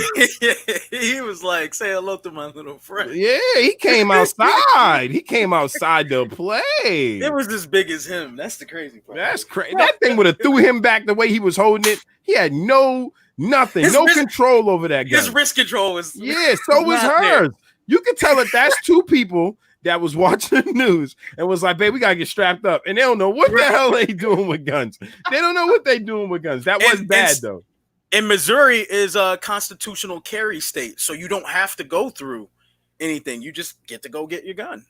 Yeah, exactly. And it's just, again, it's a perception. You know, like Renee said, this is true. The media does not show most of the peaceful protests because that's not sexy. Right. Yep. You know what I'm saying? That's not titillating. That and that's it's I worry about us as a society because is that a bad reflection on us that we just like see something great and then it's so fleeting we brush it off and we just need that negative. You know, I ask my wife all the time, like, yo, you're such a sweet person. Like you care about the world, the animals, you like the bees, whatever, you know what I'm saying? But you watch the craziest shit at night. Like the craziest, most crazy shit. Like I am convinced if you would be on an episode of Snap because all of this crazy shit you watch at night. I'm like, this is crazy. It's Dr. Jekyll and Mr. Hyde. She's like, hey, babe, I learned how to get rid of a body. Learn. She mastered that shit by now. She watched How to Get Away with Murder twice before they came out the new season. I was like, damn. He saw her with a notepad. She be up with her tablet. I'm like, damn. I'm gonna click them notes, put your password. I'm like, oh, that's how you feel. If I see any weird stuff getting delivered, man, I know what time it is. I ain't playing with her at all. You know what I'm saying? Like, but again, like, what is that? What is that in us? Like, why do we? Where are we at? If we keep giving into our crazy desires, you know what I'm saying? Like our vices, you know what I'm saying? Like this whole idea of like, okay, here we go. Y'all ready for another rabbit hole? Let's do it. Let's talk about drugs. All right. So when you make a comparison, when people say to me things like, well, drugs, oh yeah, you know, we should legalize all drugs. Caffeine is not bath salts. I've never had a cup of Starbucks. Never. And want to eat someone's face. Never. So all drugs are not created equally. If you've ever seen these kids out here and how they look on these pills and lean, you would not be preaching make all drugs legal when you already have heroin and fentanyl wreaking havoc. Right. So I get how the war on drugs, right? Because this is how they conflate things. The war on drugs has been decimating black people. Yes. But that's two things. White neighborhoods are not policed the same at all. And we're handed out with double the sentences. Here's my solution to the war on drugs. Ready? You ready? Weed. We're done. We didn't find out too much scientific information for it to be medicinal. You know what I'm saying? Even like, I'm gonna be honest, like even like I hate to go this far, but even like I've seen some research in the psychobilin, whatever, it's mushrooms basically that have worked. Psychedelic, yep. No, but it's like something billins, something like that, cybillins or some shit like that. Anyway, I've seen some research into that and how that's helped people. So like in dosages, you understand what I'm saying? So like there's levels to this, right? Let's get that, whatever needs to be done medicinally, right? Let's get that done, right? LSD has no reason, no help, no nothing, bro. Out of here. Heroin, see you later. Fentanyl, see you later. You like, why can't we discern that? Now, combine making sure that we handle that. I told you already earlier, if we control or delete the system, then we be dealing with things differently.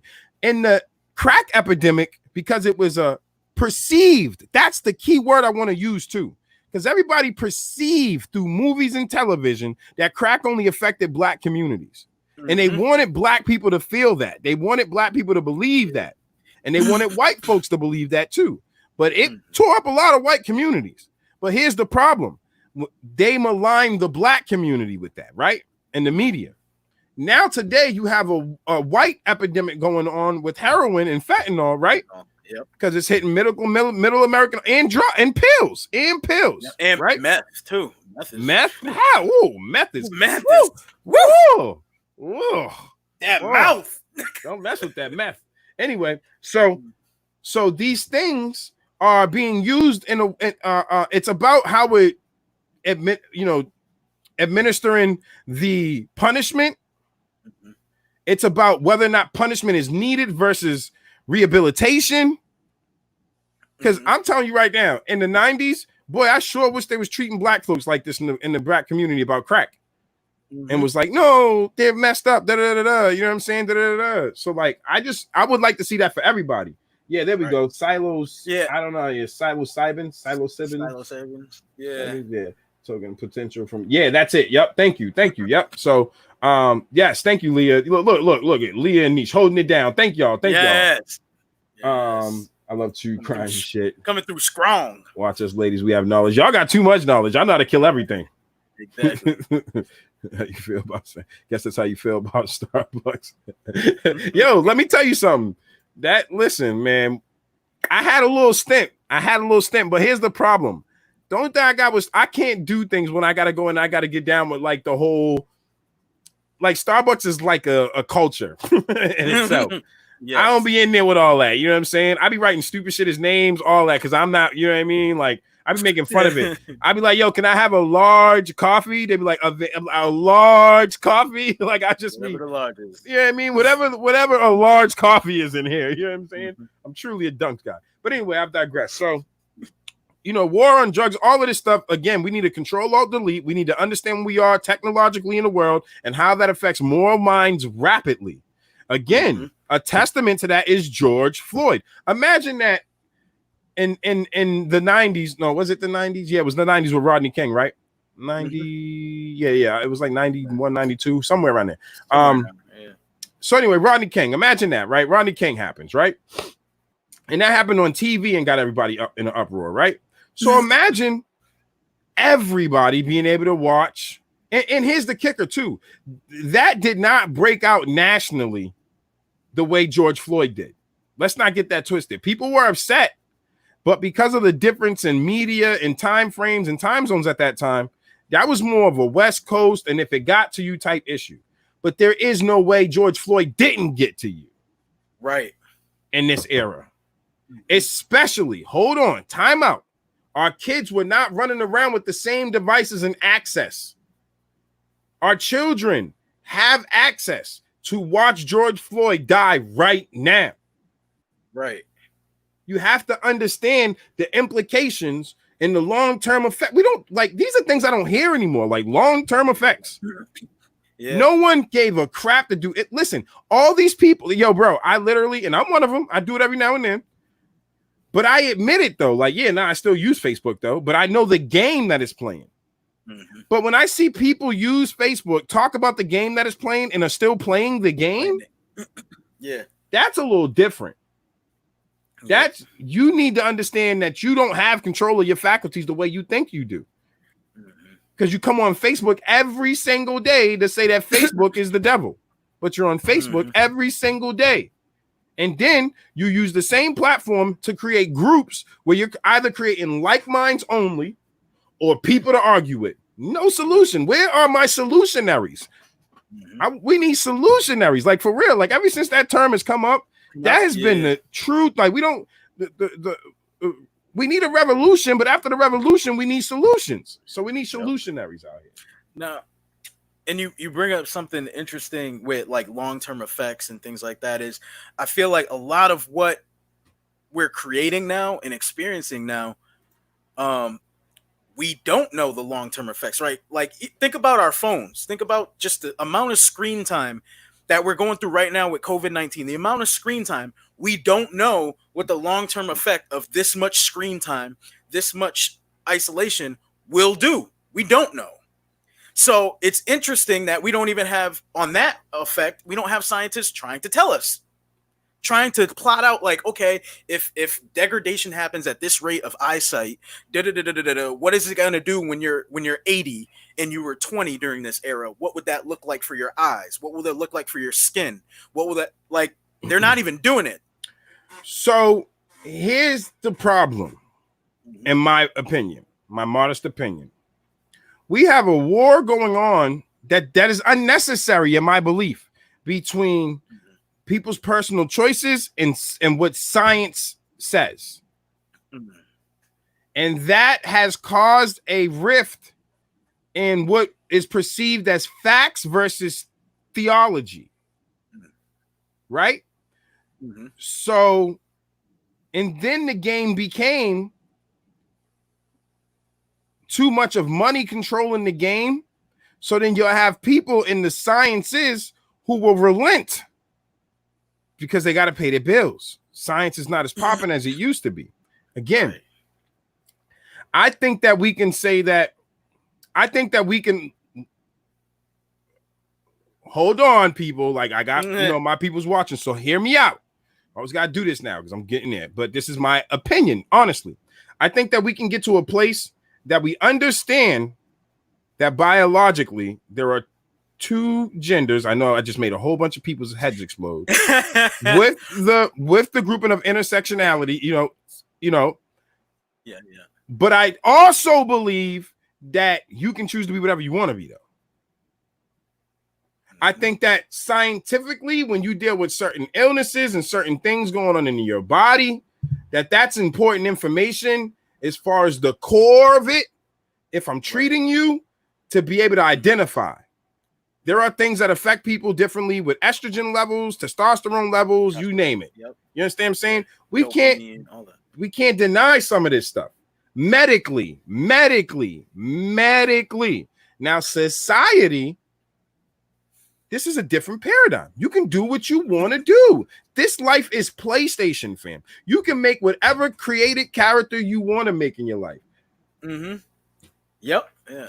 There you go. Thank you. Biologically, two sexes. Yes, thank you. There are many genders. Thank you. Thank you, Nish. See, this is why I need you here. This is why I need you here. Yep. So, but what happens, Nish, which sucks, is there are people who don't understand or don't want to hear. They're so non-receptive of hearing biologically two sexes, there are many genders. There are people that are so far gone that they'll fight scientists when they're just stating the biological implications and how that can still help treat people. And yes, and they are totally different. But I've had people literally like berate me because they want to tell me it's the same thing because they watched a YouTube video that wasn't a scientist. Like there's scientists that openly admit gender is whatever. Right. You can whatever. But if I come to your biological makeup to figure out how to treat you for something that might be, because there are things that are higher in men and lower in women and all of that. You understand what I'm saying? There are people who don't want to hear that at all. And that's where we're in a dangerous, I hate to use this as an example, but it's a good example because it's one of the ones that are so prevalent right now. Where science and beliefs are different. And they've converged in a way where it's hard to discern a person's beliefs or choices in their personal life versus what the universe has set in place to deal with certain aspects of our lifespans. So it's just, as you can see, it's murky to talk about. You know what I'm saying? And I've never used to be this, you know what I'm saying? Like, I'm on eggshells right now because I'm trying to talk about something that I'm not totally an expertise in. I'm learning as I go. But again, as you can see, I have people here, my friends here, who understand what we're talking about. Myself, not just two sexes. Okay. Yeah, exactly. You know what I'm saying? So again, that's where I get into understanding pronouns. Because once I have that, then there's a part of me that's like, and again, I I have to simplify things for myself sometimes, and it can sound ignorant to someone else, but this is the way I look at it. PlayStation, okay, cool. Created player, okay, cool. What kind of, like, you're Oregon? Okay, cool, whatever. Okay, and you want to be the Oregon of the what tribe in the what tribe? That's literally how I look at it now. So you're of the his tribe, the her, whatever, the they, whatever. You know what I'm saying? And you're in Oregon. Yeah. You know what I'm saying? Mm-hmm. Cool, bro. Whatever. You understand? Like, literally. Doesn't bother me at all once I tried to get it into a way that my mind could understand it in parallel to where we are in society. I actually have a belief to a degree that video games and some of this stuff helped the cause. Right. The ability to, because you had, remember, and when you first started video games, you could not create players. Right. This brought us into a realm of different genders and all of that. You had I've watched guys who play NBA 2K, you know, create a woman character that's LeBron athletic, killing stuff. You know what I'm saying? And there's nothing wrong with that. You feel what I'm saying? I'm just, again, I'm dumbing it way down. So I hope I'm not offending anybody. I'm dumbing it way down. But that's what works for me in order for me to be more open to things. Like, I have to have it in a way that I can understand and then be like, okay, and then I totally, you know what I'm saying? So I'm breaking it way down. Well, I'm breaking it way down. And you want to bring her? Yeah. So now we're all learning together. That's what people have to learn to appreciate through people maybe saying the wrong things or not saying quite the right things or saying something that's completely on the nose that they didn't know was the right thing to say. Like I have a sweatshirt that says gender on it, but end is like blocked out. So it says end gender. And I wore that for a time being just to be like, yo, I know I may not say the right things all the time, but like, I'm on your team as far as like, you can do you. But like, again, like you said, putting it in a way that you can understand, it's not easy when you're first introduced to it. You're like, huh? I always thought this. This is what I always knew. This is what I always learned. From science to how we addressed each other in the classroom, it was always him, her. You know what I mean? There wasn't anything else in between, or either that or you use their name. So that's what that shirt represented for me was, I'm on your team. I'm just learning. Be patient. So I'm glad that now we're at the point where everyone who could have potentially before seen it as like, oh, you're offending me, it's starting to get to the point where we all realize we're all learning together. Yeah, because it's all new. All of this is, it's not that it's new, it's that our bubbles are converging in a way that's new. Right. The longer I stayed in my hood mentality bubble, the easier it was for me to remain sexist, homophobic. Like, I know people say black people can't be racist, but I was racist. You know what I'm saying? I was crack of this, white people that, fuck that, Tom, Dick, and Harry, Charles, all that. Like, I was with the shits. So, like, if that, you know what I'm saying? And it wasn't even like because of like being oppressed. I just didn't fuck with them. Like, period. You understand what I'm saying? Like, period. So anyway, you know what I'm saying? Well, again, like you said, like, we're all learning, and there's an abundance of information, and sometimes the rate we in the process of learning together, and I appreciate my friends that are on here now, we have to be patient. Some aspects of our life, even in this instant gratification, on demand, get it right now, share it right now. It's like people who send me a message and then seeing that I saw it on Facebook. Yes, I saw it, but I have the freedom to decide, is right now the moment I can absolutely answer you back. Right. When I have to explain to people and they be like, you didn't answer me right back. I'm driving. Right. I'm sleeping. I just didn't feel like it. These are all my prerogatives. You know what I'm saying? But we live in a world where if you don't have the right answer right now, when somebody wants to hear it, people cancel each other. This cancel culture shit is sickening. It's sickening. It's absolutely counterproductive to anything you could be trying to get done. Right. We have to have conversations. We have to. You understand what I'm saying? Like, Leah, perfect example. You know, like J.K. Rowling. We got to have a conversation.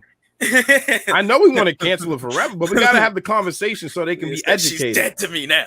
Yeah, because what happens is when you put ignorant people into a room and then you keep shoving more people in that room, get ready for a battle.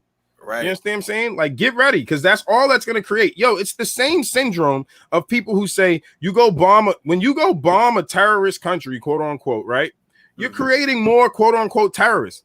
When really what you're doing is you're hurting people that are hurting more people, and those hurt people are going to come back and hurt you. So it's just it's badge. Jeffrey, great. Perfect. We no longer listen to understand. We now listen to respond. And that's I talk a lot, trust me, but people around me have realized I also listen a lot too. Leah's funny. You said JK, right? She said, "Oh, who is that? Never heard of it."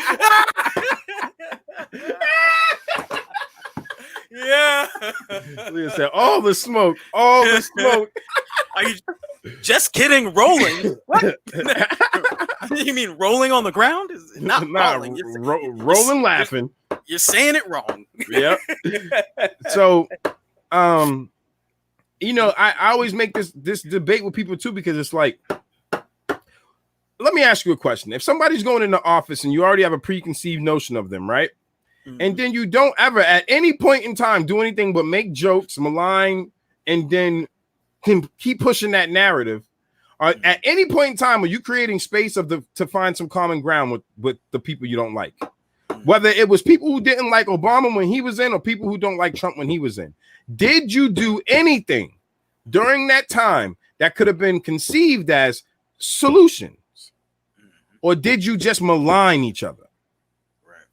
Because if all we do is malign, we're not getting anywhere. We're not getting anywhere. We're in a stalemate. I want my Marty McFly fucking flying skateboard right now. Instead, I got some shit y'all call a hoverboard that's on wheels. What are we doing? What are we doing? Explode, by the way. Yeah, like it wasn't even. I'm on some shit that don't fly. We supposed to have mastered the wheel by now, and this shit's exploding. The fuck is going on? Just give me a segue. Mia said F that B. Cancel culture is absolutely counterproductive because people change often. You continue to judge them on their past self. In turn, you're actually turning away someone who wanted to change. That's right. Thank you. That's right. Yo, listen, I really appreciate a lot of the people that we talk to on here, even if we don't agree. Because I'm okay with agreeing and disagree. And I'm also okay. Like, okay, so let me jump on one more thing before, because we left a few topics out. We like to have conversation. Once we get into this flow, it happens. I gotta get a cover of my tattoo now. No, you know what? You won't if people can have a conversation instead of maligning and teach JK something. JK could be ignorant. Like, just because people write great books and sing great songs, like, listen, man, R. Kelly's ignorant. TP2 is fire. Right. That nigga's ignorant and he's a savage. Right. What do you want me to tell you? You know what I'm saying? Like, ignorance. He's a savage. What do you want me to tell you? He ain't classy, boozy, or ratchet. He's just a savage. Yeah, he's just a savage. He went straight. So yeah, you know what I'm saying? Like, you know, we gotta work. We gotta work really, really hard. They out of business. Damn, segues out. Yo, everyone failing. Yeah, you know what I'm saying? And like, the universe has a way of resetting things. The problem that I'm having is that I don't see us getting it. As a whole, I'm not for myself, because I really I'm with the shits. Like, if it really comes to the shits, whatever. But you know, I have children now, I got a family, I got things that but still, like, again, we can have whatever we want. Peril doesn't give a shit. Destiny, time, whatever, doesn't give a shit. You can have it all. It doesn't give a shit. The universe, you're just a speck. It doesn't give a shit. So anyway, I don't think people are ready for what November could actually be like. Yeah, that's a whole different convo. I don't think people are actually. I'm saying these things because I'm trying to prepare people, at least as much as I possibly can. I don't got 1 million people watching this, whatever. But the people that are actually watching, no matter if it's 1 or 10 million, I don't care. I actually genuinely care about us finding some common ground without having, like, look, I make fun of all sides. That's equity. Like, you can be my gay friend, and I want you to make like, yo, I want to have like, I literally thought of this the other day. Like, do gay people have jokes about straight people? Right. You should, and I've never heard them, and I would love to hear them. I would love to hear them. Again, not from trying to be offensive or nothing like that, but just like something about our straight mentality. You know what I'm saying? Like, I'm sure there must be. And if there isn't, you need to get on it, because that's the next comedy hit. You need to call that shit heteronormative and go at it. You know what I'm saying? Because there's gonna be plenty of straight people that's gonna watch that and fucking cry out laughing. Cry out laughing. Like, talk about all the benefits of being in queer relationships versus being in straight relationships. Like, yo, I always say it all the time. Like, and this is a joke. You ready? The reason I can never date a guy is because we would be in domestics all the time. It would be a domestic call like every other day, because I can't deal with how I deal with men, how I deal with women with my quote unquote straight mind. Right. You understand what I'm saying? So if like whoever the other guy is, and he was literally like, it's not the same fuck you as I get from Mia in my head. Maybe it'd be different again if I was born gay or whatever, you know what I'm saying? And I would see it different. But I think it's hilarious because I've thought about it before, and I was like, dog, it would be chaos. It would be straight chaos. We'd be beefing in the middle of Target. It's called drag. It's called... Oh yeah, I've been. Yeah, oh yeah, true. True.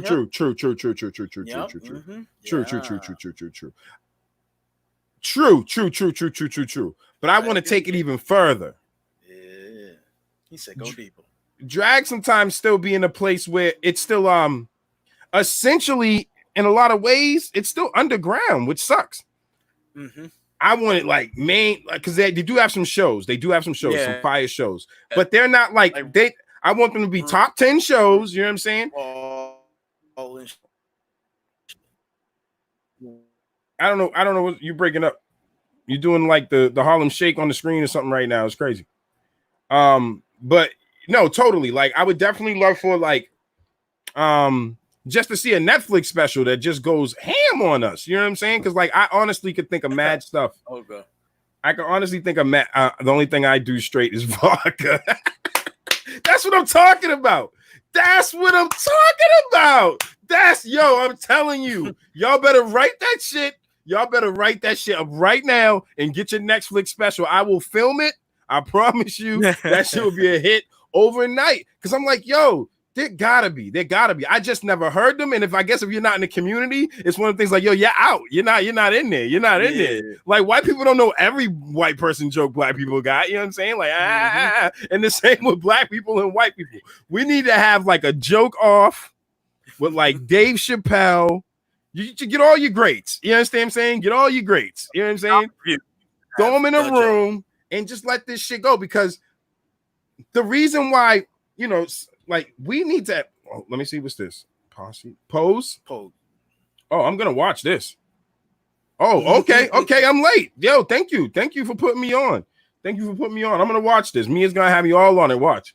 So yeah, no, I'm gonna check it out because I need that. You know what I'm saying? Like, I need that. I need to hear those jokes. I'm not creative enough, I think. You know what I'm saying? Like, that one just fucked me up, Leah. Like, that was fucking fantastic. Yo, if you, single guys, if you walked up to a girl the only thing I know, and you tried to holler, and this is what she said. Yo, that's gangster. You would have to throw them Thug Life glasses on the video, yo. That's gangster. Throw shade at straights. All right, I gotta watch this. I definitely gotta watch this because I didn't know. I'm sorry. Excuse my ignorance, people.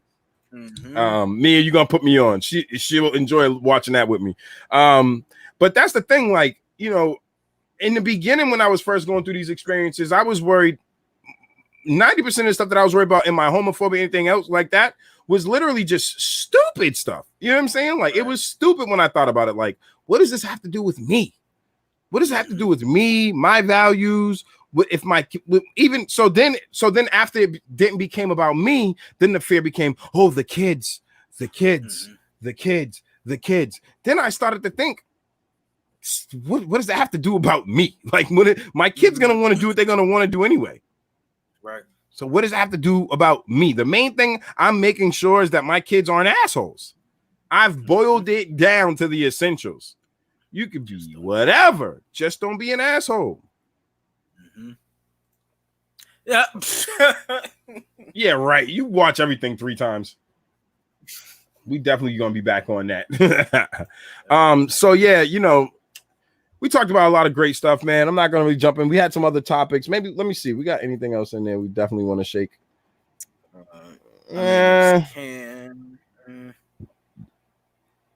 We'll save Cam. Yeah, we can save it. We'll save Cam. No. Let's talk about Cam. All right, Patriots fans. This is the last one of the night. All right. I don't know how to feel about this. I don't know if I feel good. I don't know if I feel bad. I don't know what I feel. I think it could be great. I think it could be disastrous. Who knows? It depends on Cam Newton's attitude. But Cam Newton is on the move to the Patriots. And people are talking about little risk and huge potential, a new look Patriots offense. I mean, I can see that. I could see that. Let's watch the video a little bit. Wait, did I put the volume on? Hold on one second. Let me bring that back up so I can bring it up with the volume. And then we could check it out. But I think, you know, again, like, I come back to who's going to have a better year? Tampa Bay or the Patriots? I don't even like, yo, bro, I'm going to keep it real, though. Like, this protest stuff's been going on so much, bro. I don't even like the Patriots no more, bro. I'm like, nah, it's too patriarchal. Patriots. Nah, son. That red, white, and blue, like, nah, son. You got to make the Patriots red, black, and green tomorrow. The Pan-Africans. Yeah, for real. We out here. Hey, all the way back in March, you said on this show that you thought, right around the time that Cam was released, you said New England was a place that made sense. Do you expect him to be their starting quarterback week 1?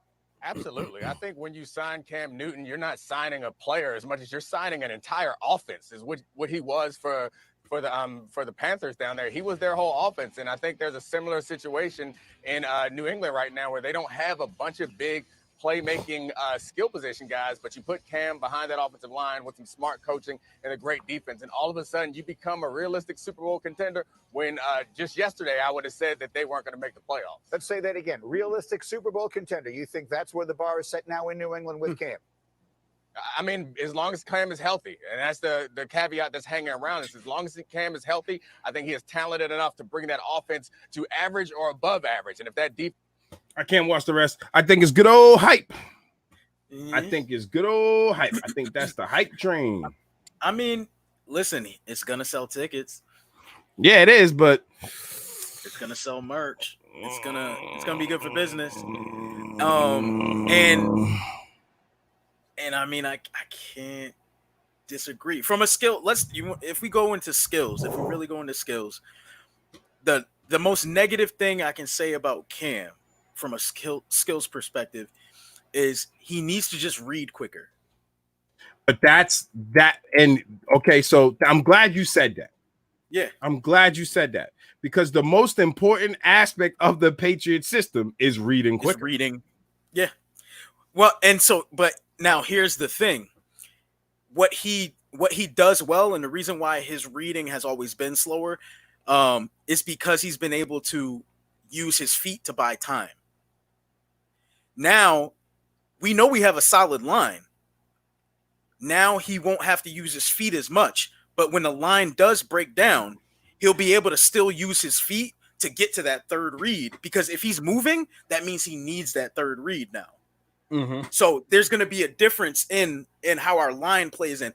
The reason why he ran so much in Carolina was because the line was garbage. Yeah, but then you form habits. And that's the one thing I believe that he can break them. And I got to look back through his contract, but they said his contract had a lot of like caveats. It was very team friendly. Yeah, I think it could be good in the long run, but they only signed him for 1 year, which to me is disingenuous because why would you expect for him to come in and learn a new system and be productive at the level that you need in 1 year? So maybe they want to, maybe they'll see how it is at the end of the year, or if he plays decent, if they get to the playoffs, that's a good sign for them. But again, we're talking about the Patriots, and we're talking about Patriots fans. Listen, Tom Brady was the great white hope, and they killed him when he left. Yeah. What do you think they're gonna do to black ass Cam Newton? Right. Let's be serious here. That's one of the bigger worries about this acquisition is a black quarterback in New England. Whew, man, they love you if you win. Did y'all not just see what the Red Sox admitted about their organization? I mean, their fans. Yeah. Like what they said about Mookie, bro. This is New England. He better have thicker. Listen, let me tell you something. At least there's a larger black populace playing down in the Carolinas. Right. Good luck, Cam. Good luck. Right. Good luck. All luck to you. Let you go 1-3 In the first. Watch what happens. Watch what happens. Let you go 1-3 and watch what happens. Mark my words. He gonna need a mother's love. Bro, it's gonna start if they go 0-1. It's gonna start there. We have seen. Listen, I one thing I appreciate about these times is that everybody in Massachusetts was like, it's not Massachusetts, has finally gotten to see, oh, it's Massachusetts. Oh, it's Massachusetts. We got some super racist ass people in Massachusetts. Believe it. Okay. So when y'all was out there like thinking that homeboy from Saturday Night Live that was making jokes about racist Boston was bugging, welcome to the party. Because let me tell you something. If Cam's not a winner, whew, he gonna be a woo. And they'll say it. They will. From the stands. Season ticket holders will be writing it on the back of their tickets and giving it to them. I'm telling you, they're brutal. They're the worst, bro. Mm-hmm. Yo, bro. We are the worst in the last 2 decades. We are the worst because we are spoiled. Yeah, because we got acting every like sport. We always win. Almost every sport. We forget what it was before. We sucked. But here's the problem. Okay, I can understand we forget what it was before. The problem is not that we won football or basketball, or it's that we won all 3. Yeah. Hockey, we got a cup. And soccer too. Yeah, we're not playing. So that we are overly spoiled. Like for all them years, we didn't win shit. We had like 15 years of madness. Like if it wasn't hockey that year, I mean, I remember when it was all 3 1 year. You remember that? It was crazy. No, it was 3. I think the max was 3. Or was it 4? Was it hockey, basketball, and football? It was hockey, basketball, baseball, and football. My goodness. And I remember being out there after all of them wins too, man. The streets was wild. The streets was wild. Let me tell you something. And then we still had soccer come off in the cut. You know, it wasn't as crazy, but Listen, people. If I these times ain't changing, you know what I'm saying? I think it's also disingenuous to give a brother a 1-year contract and you don't know how this football season is going to even be played out. So again, it's tough. I don't know. I think you were better off giving, dare I say it, if you're gonna go this far, you was better off giving Kaepernick the job. Yeah, I mean, other people were saying that they think Cap would have been better for the position because he is a better reader. Because he's a better reader at reading the plays. I don't want people to think he's hooked on phonics. No, at reading your receivers and reading the defense. You know what I'm saying? Floyd. Yeah, he's a better reader at defense and Kaepernick is. And I think he could have dealt with the scrutiny more if he got it from me. I think people actually would have been a little bit hesitant. Right. Thank you for watching, Jay. Appreciate you. Appreciate you. Thank you. Come back anytime. Anytime you want to come on, too, hit us up. We welcome people that are watching to tune in and talk as well. So our comments are like our call line. So if you say tag me in, I'm tagging you in. So I think Kaepernick has so much backing that if he got any kind of scrutiny, those people would get roasted. I think Cam has no backing, and yikes. Yeah, and and other people were talking about his attitude too, right? That's what I'm saying. But now what's crazy is I liken his attitude to MJ without the rings, though. Who gives a crap about that guy? Right, exactly. That's what I'm saying. I'm like, we love that attitude on who? The winner. Yeah, like. But when he loses, he acts like MJ acts when MJ loses. So I'm like, if he wins, we'll love that attitude. When he's pissed when he loses, like, we'll love it. We'll be like, he's just competitive. But when you lose, they like, you lose all the time. Why are you mad now?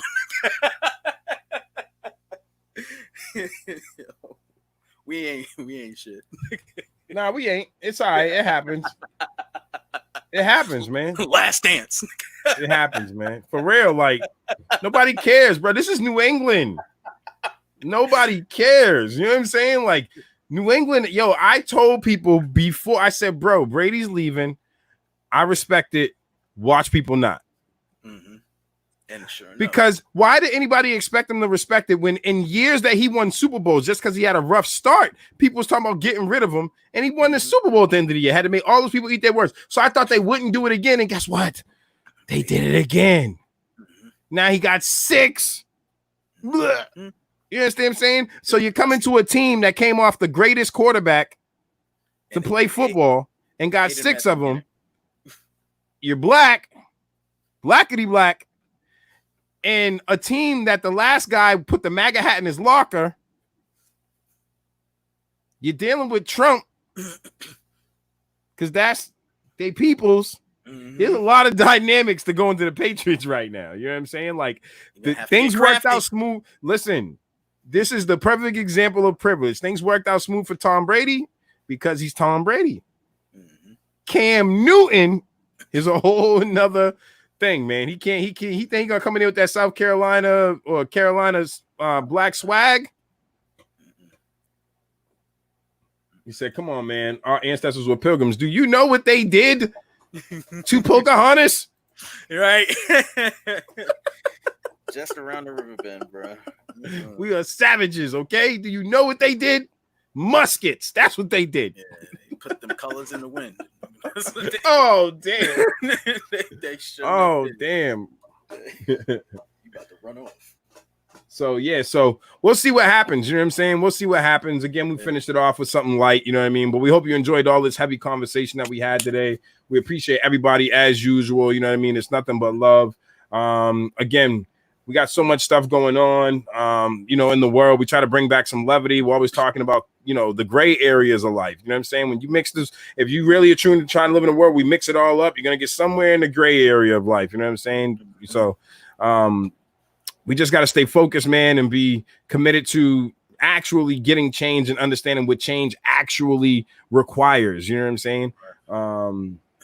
And understanding, you know, having patience with one another, you know what I mean? And learning how to navigate these times and different conversations and different realizations and different levels of awareness and consciousness in this internet state, you know what I mean? So just be a better you as best as you can. And if nothing else, try to be balanced, because trying to be perfect is why we're all messed up right now. We got two people from different sides with, you know, things that they think they're both perfect, and we're not. We're just human beings. You know what I'm saying? Thank you folks always. You know what I mean? We're just trying to, you know what I mean? Keep it level here. But let my man Tyson finish off with any comments that he has, and we'll do the send off. No, another great show as always. As always, this was food for thought. And no matter what you eat, just clean your plate. Peace. I got drive like Uber. On the road like the runner bee. These coyotes can't catch up with me. Got these heads blowing like TNT. I got drive like Uber. Yeah, all these lions in this pride with me. Hunting on the daily cause the dream ain't free. Gotta get it now. Time to wait for me. I got drive like Uber.